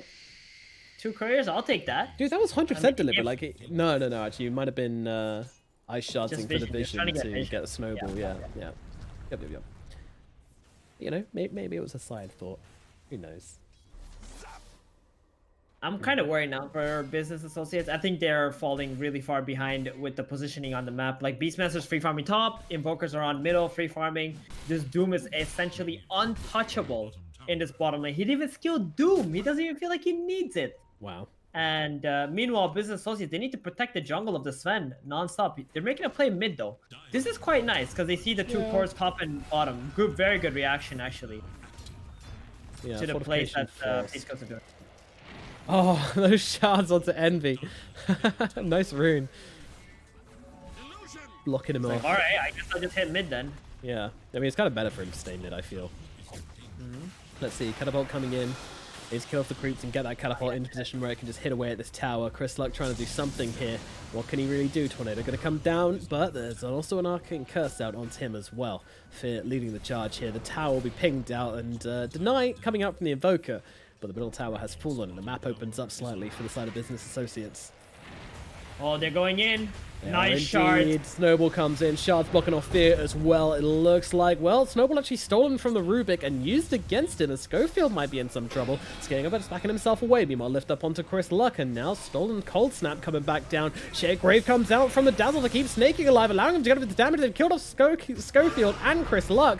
Meanwhile, in from the back, Whisper trying to look for something. And that something is going to be Moon. Knowing he doesn't have that Grave anymore should be an easy kill. But it's not. He is still absolutely fine. Too much tankiness on this Dazzle. He's able to take himself a bunch of heroes, and Brax gets a kill to Whisper as well. 4 heroes dead in the middle lane. Business Associates there just fighting, and they are fighting well. Oh, that was such a good answer to this. 2 cores on the two silence by Beastcoast. They go right down the mid lane with Business Associates, 5 heroes there. There's Doom, didn't even want to enter the team fight. I think that's a huge mistake, by the way. If you're Doom, you need to TP there, and you got to pop that score shard. You got to push them off the mid, because now Invoker's jungle is very vulnerable, right? I get you farmed like 1,000 gold or something, but your team have lost all their heroes. They lost a mid tower. The jungle's open. Are you going to be able to accomplish enough with the sacrifice you just made, Mr. K1? That is the question. And, you know, it was a normal game, I'd be saying, great, you know, K1's got space, but he's playing Doom. It's not the kind of hero you want to be like, yeah, he's just going to farm all game. It feels great. It doesn't feel great. He's not going to be able to outscale a Sven. He could have done a lot in the team fights if he just popped his score shirt and walked in. They would have literally just ran away from him. Yep. But instead, his Invoker was the one who was fighting, and he lost quite a lot being dead during that time. I mean, previously I would have said the anti-armor is scary for the Doom being a low armor hero, but not anymore. Not anymore. He's got a Ring of Protection. He's got himself all sorts. Meanwhile, yeah, Witch Doctor is a bit. Sorry. You say Witch Doctor up top? No, I said Disruptor. Disruptor. Ah, okay, that makes more sense. Meanwhile, the army just getting rained down upon by Brax. Oh, yes, the poisons as well. Murder the army. My necro creeps are superior to your necro creeps, says Moo. The Battle of the Zoo. What are we, StarCraft? Yeah, they've just taken up residence in the enemy jungle. Business Associates are here to stay. Interesting build from the Disruptor. His scale build, look at that. I don't know about this one. No kinetic field, level 3 Thunderstrike, no max glimpse. Yeah, playing into Sven and not leveling kinetic field is an interesting one. They're gonna smoke up here. They're gonna find Stinger once again. Goodbye, sir. Hey guys, how's it going? I'm just chilling in the middle lane. Don't mind. Oh, I'm dead. There we go. Once again, Business Associates find themselves an easy kill, and they'll even get. They don't find the ward though. Oh, what is this? What is that? That's in the range. Come on, Gabe. Give this man his ward. That feels bad. It's you know, K1 still bottom. He's chilling, dude. He's farming up that BKB. He got no plans for now. Meanwhile, Schofield, we're getting war cry on snaking, so he can go in for the lift. Not gonna back off there. Necro 3 on the Beastmaster. So check out Eternal Envy. Like, he has a Midas, he has a Mask of Madness, and he's still behind the Doom and Invoker now. That's kind of interesting. It's a bit of a weird one, isn't it? I mean, go for Midas and Mask of Madness is pretty insane. I don't think it's Envy's problem. Like, he is farmed, but Invoker and Doom are just way more farmed. Invoker got so many kills.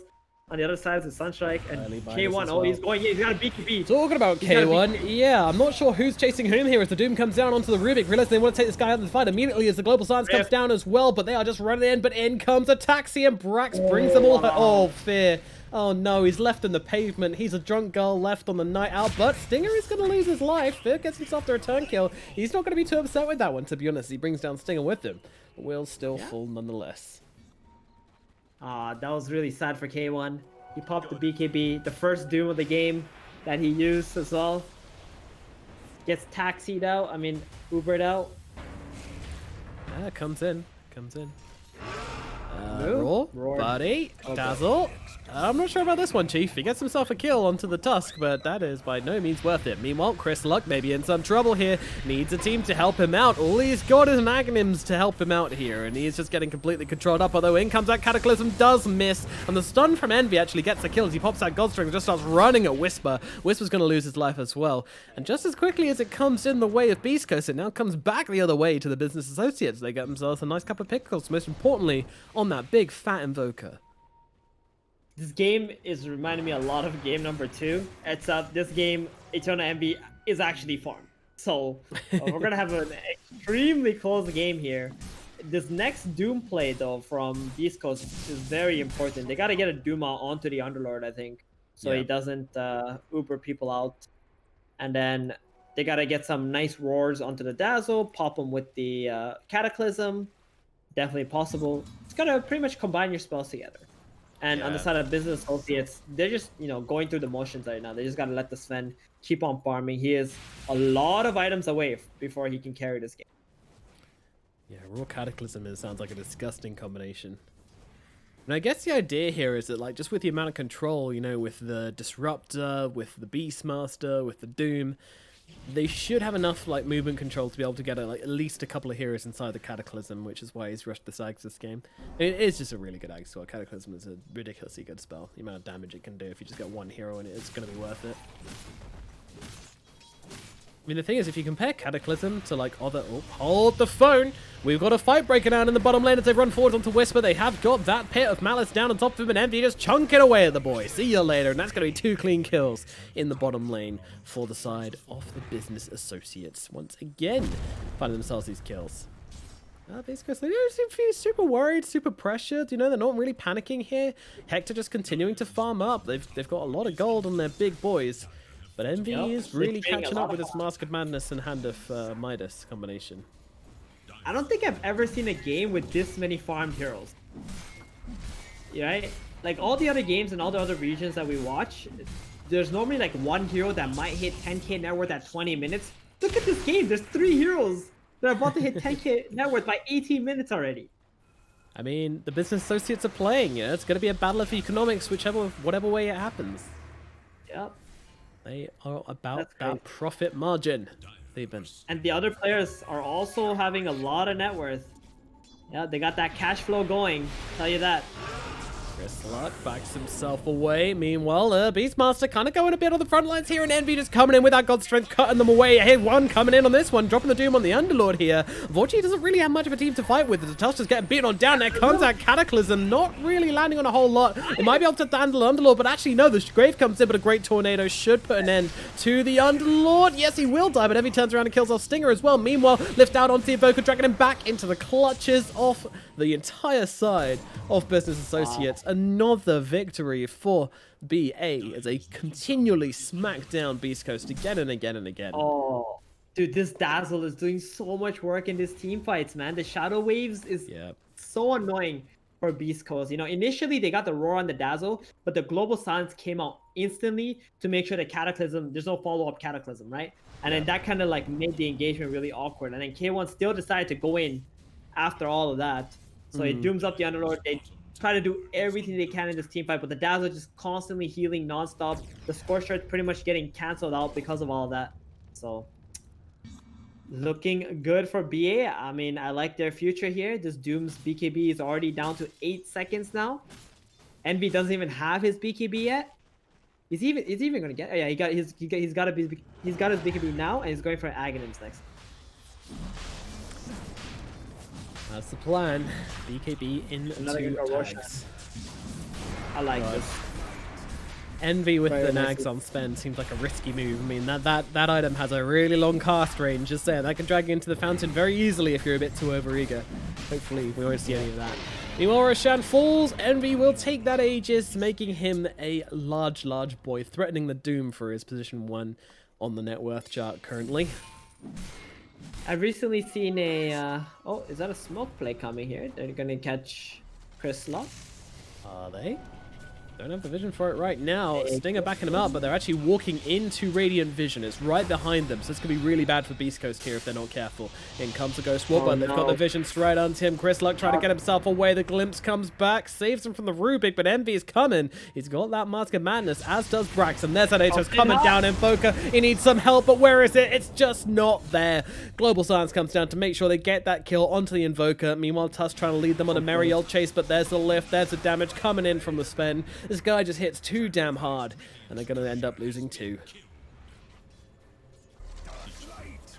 Gotta be honest, this isn't the team I expected to be playing like this. I expected Beastcoast to be running at Business Associates. Business Associates, they're doing the exact opposite. It's working great. Yeah. Mid lane though, there is a Dazzle getting caught out here. Yeah, they've got a Diddly Doom if they want to throw it down onto the Diddly Dazzle, but meanwhile Whisper's going to get killed by Envy in the backlines here, so they're already fighting without one hero, Beastcoast. And actually, the Dazzle just says, thank you very much. I will see you guys later. As he gets dragged out of the fight by the Underlord. Yeah, we can clearly see that K1 is not used to playing this Doom. Like, he's playing at position 1. I understand it was a pretty cool idea, but you gotta utilize this early game timings of level 4 Scorched Earth, or else you're just gonna miss it, right? You're gonna miss your timings. You're gonna let your opponent farm too much, and that's what happened this game, I believe. Yeah, it's looking pretty dire right now for the Dire. As the man of Envy. Yeah, this could slow him down in the fight. Let's see how this one breaks out. As Schofield's taking on the front lines, he's probably going to be the first one to die. Meanwhile, the Doom comes down to the Dazzle, but there's no follow-up on the side of Beastcoast. They don't want to do anything here. That feels so bad. You gotta combine your spells together, guys. Yes. Uh-oh, Beastcoast. I mean, this is a big problem. We've got Static Storms coming down without the Roars, and then the Roars coming down without the Cataclysms, Doom being used without the follow-ups available either. You know, you need to use these ultimates together. I think Beastcoast really just needs someone to say, like, you know, guys, namaste. Okay, let us relax. Let us take some deep breaths, give them some massages, and just be like, you know, let's just let them do their thing for a bit. Okay, they're going to take some towers, no worries. And we'll come at them as 5. We'll smoke up, we'll go together, hand in hand, brothers, hermanos. But unfortunately, the Tusk is going to get, well, destroyed by Envy. Envy going in for more here. He has popped that BKB and the God Strength. So if he dies here, it's going to be pretty bad for the side of Business Associates because he won't have that up for the fight. But it does look like he is okay after all. Beastcoast able to hold up their high ground though, but not without losing their Tusk yet again. Schofield really has been the sacrificial lamb, or sacrificial walrus, I suppose, in this series. He's now 0 and 10. It's not a typo. He's nearly got as many deaths as his team has kills combined. Now lift up onto the Doom here. He could be in some trouble. Does have that BKB in the Sheep. Is forced to use it. Meanwhile, Cataclysm going to come down here. Not really catching on to anybody important as they're going to go and find the TP out. Snake King could be in some trouble, but the Dark Rift will come through. And Fear is going to be... Oh, left behind again. Come on, guys. Come on. You can't leave Fear behind every time. It's like they're doing it deliberately. I think he's going to be okay with that, since they are on path to destroying this next team fight. Yeah, Doom's still on cooldown. Schofield, death number 11 might be happening right now. Snowball across. Is it going to be enough? Moo is chasing, but the Fade Bolt will find him. Snake King has got that Aether Lens, so the extra range coming into play there as Disruptor may be called out. Also, Stinger not looking too much better than his Tusk friend as Moo claims another kill. It's just chain feeding in the middle lane, honestly. Beastcoast really do need to just kind of take a breath. But they're not letting them. Beast Coast are just being choked out by Business Associates now as they're up on this high ground.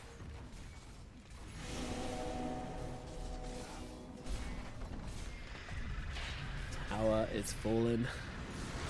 What's the plan, Beast Coast? What are you going to do here?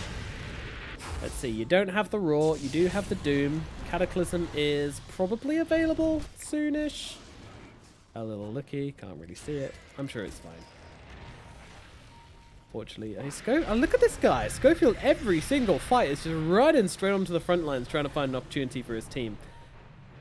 And looks like... Oh, Snowball over to a dying creep. That's pretty nice. Meanwhile, Roar comes down in the back lines, looking for the Dazzle in the back. There's Cataclysm coming through. Is it too late? Though it is. He manages to get off the shallow grave as Envy comes into the front lines here and just blows up Chris Luck with that Aghanim's. Now the Doom comes down onto Envy after he's already popped all his spells. That is a questionable Doom by any stretch of the imagination. He clips him back into K1. K1's like, what are you doing? I don't want this guy here. He's chopping me up all sorts of business. And they're going to be able to kill off K1 as well. This is looking like a bit of a clumsy end to a bit of a clumsy game from the side of Beastcoast. Unfortunately, they do end up losing 3, maybe 4. Schofield gets to live and grab his team of Bounty Rune, but I don't think their racks are going to be as healthy as their heroes right now, as they're running up onto that high ground, and Snake King just starts smacking away at these buildings.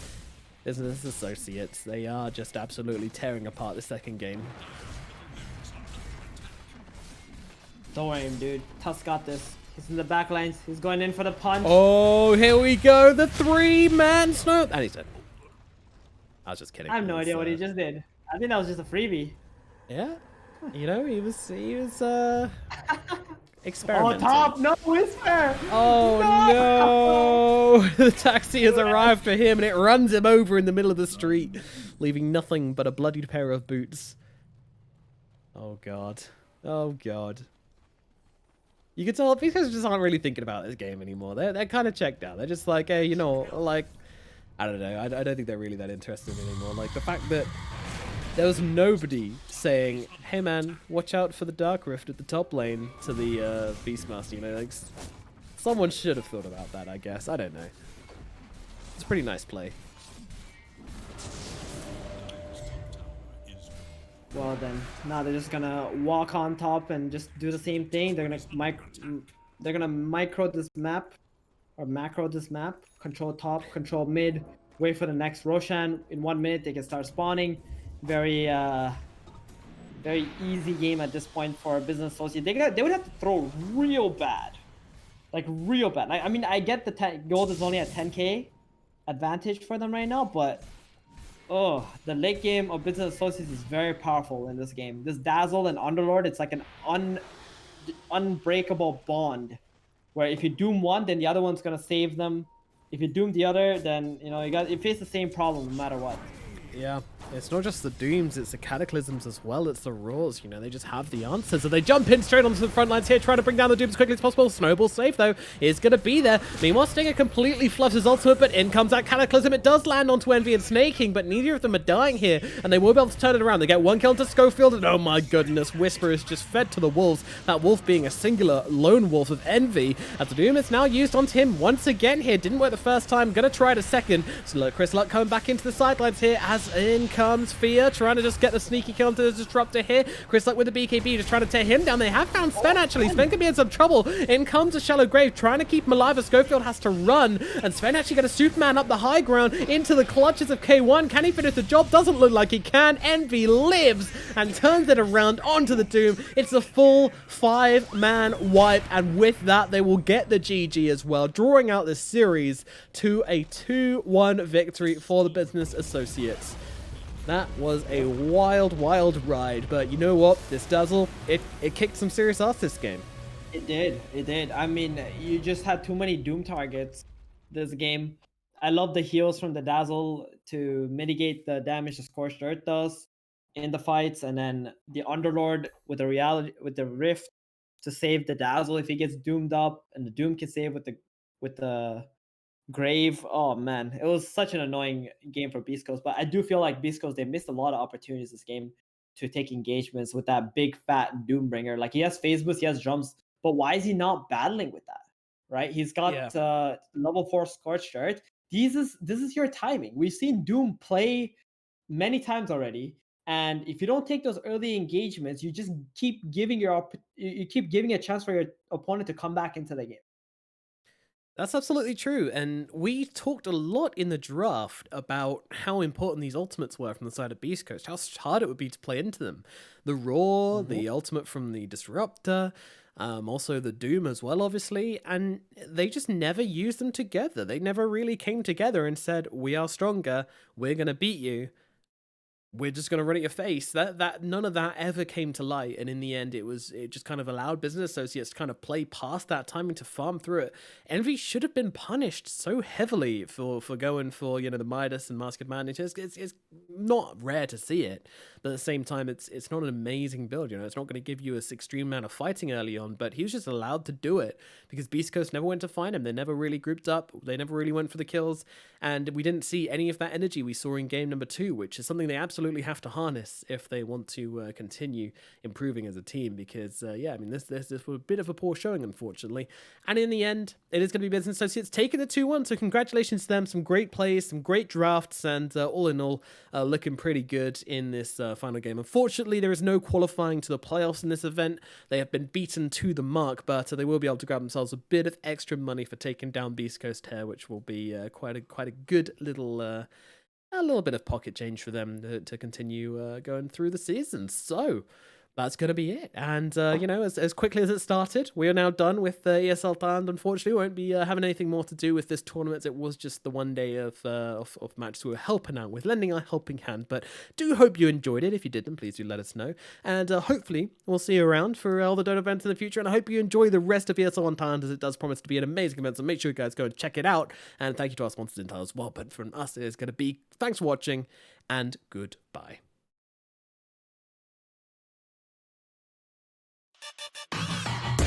Intel Gamer Days is on now.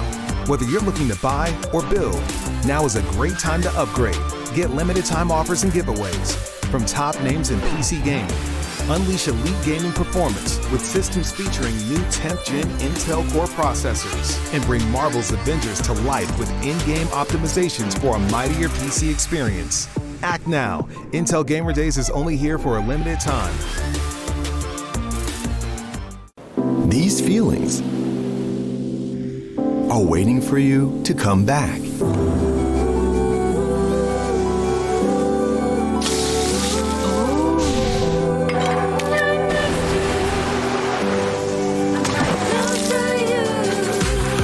Amazing feelings are waiting for you to explore again once the world is ready.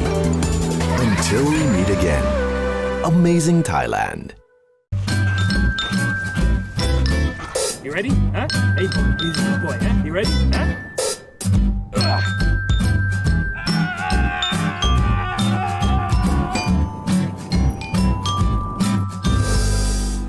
Start your esports career now at play.eslgaming.com.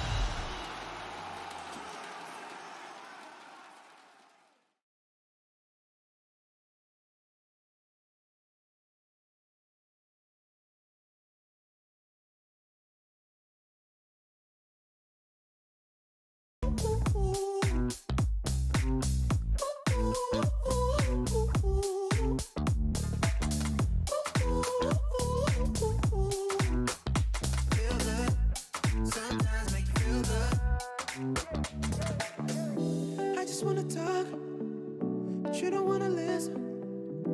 Tryna go far, but you got mixed feelings. So I'm finished. I'm on my way.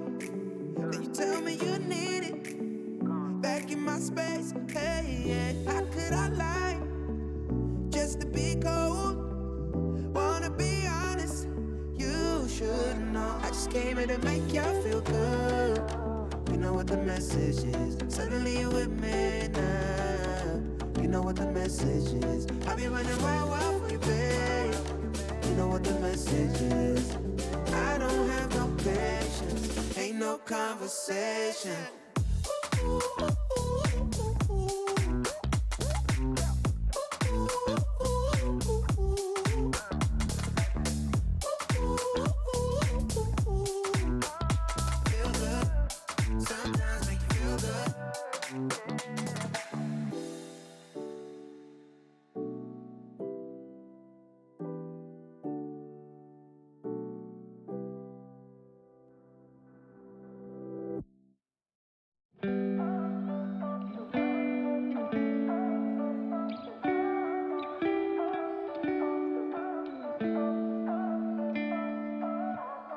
You and I, we've been friends for a long time now. Always have a good time whenever we go out. But you've been calling me up all the time and sending me signs and giving me them eyes. And you've been saying that you found the one, texting me junk and you wanna talk, but you can't say why. I can't get there and you know I've tried. You know I don't wanna waste your time. City lights, I'm looking in your eyes, but I can't say why. It doesn't feel right to call you mine. You know I don't wanna waste your time. I can't get there and you know I've tried, but I can't say why.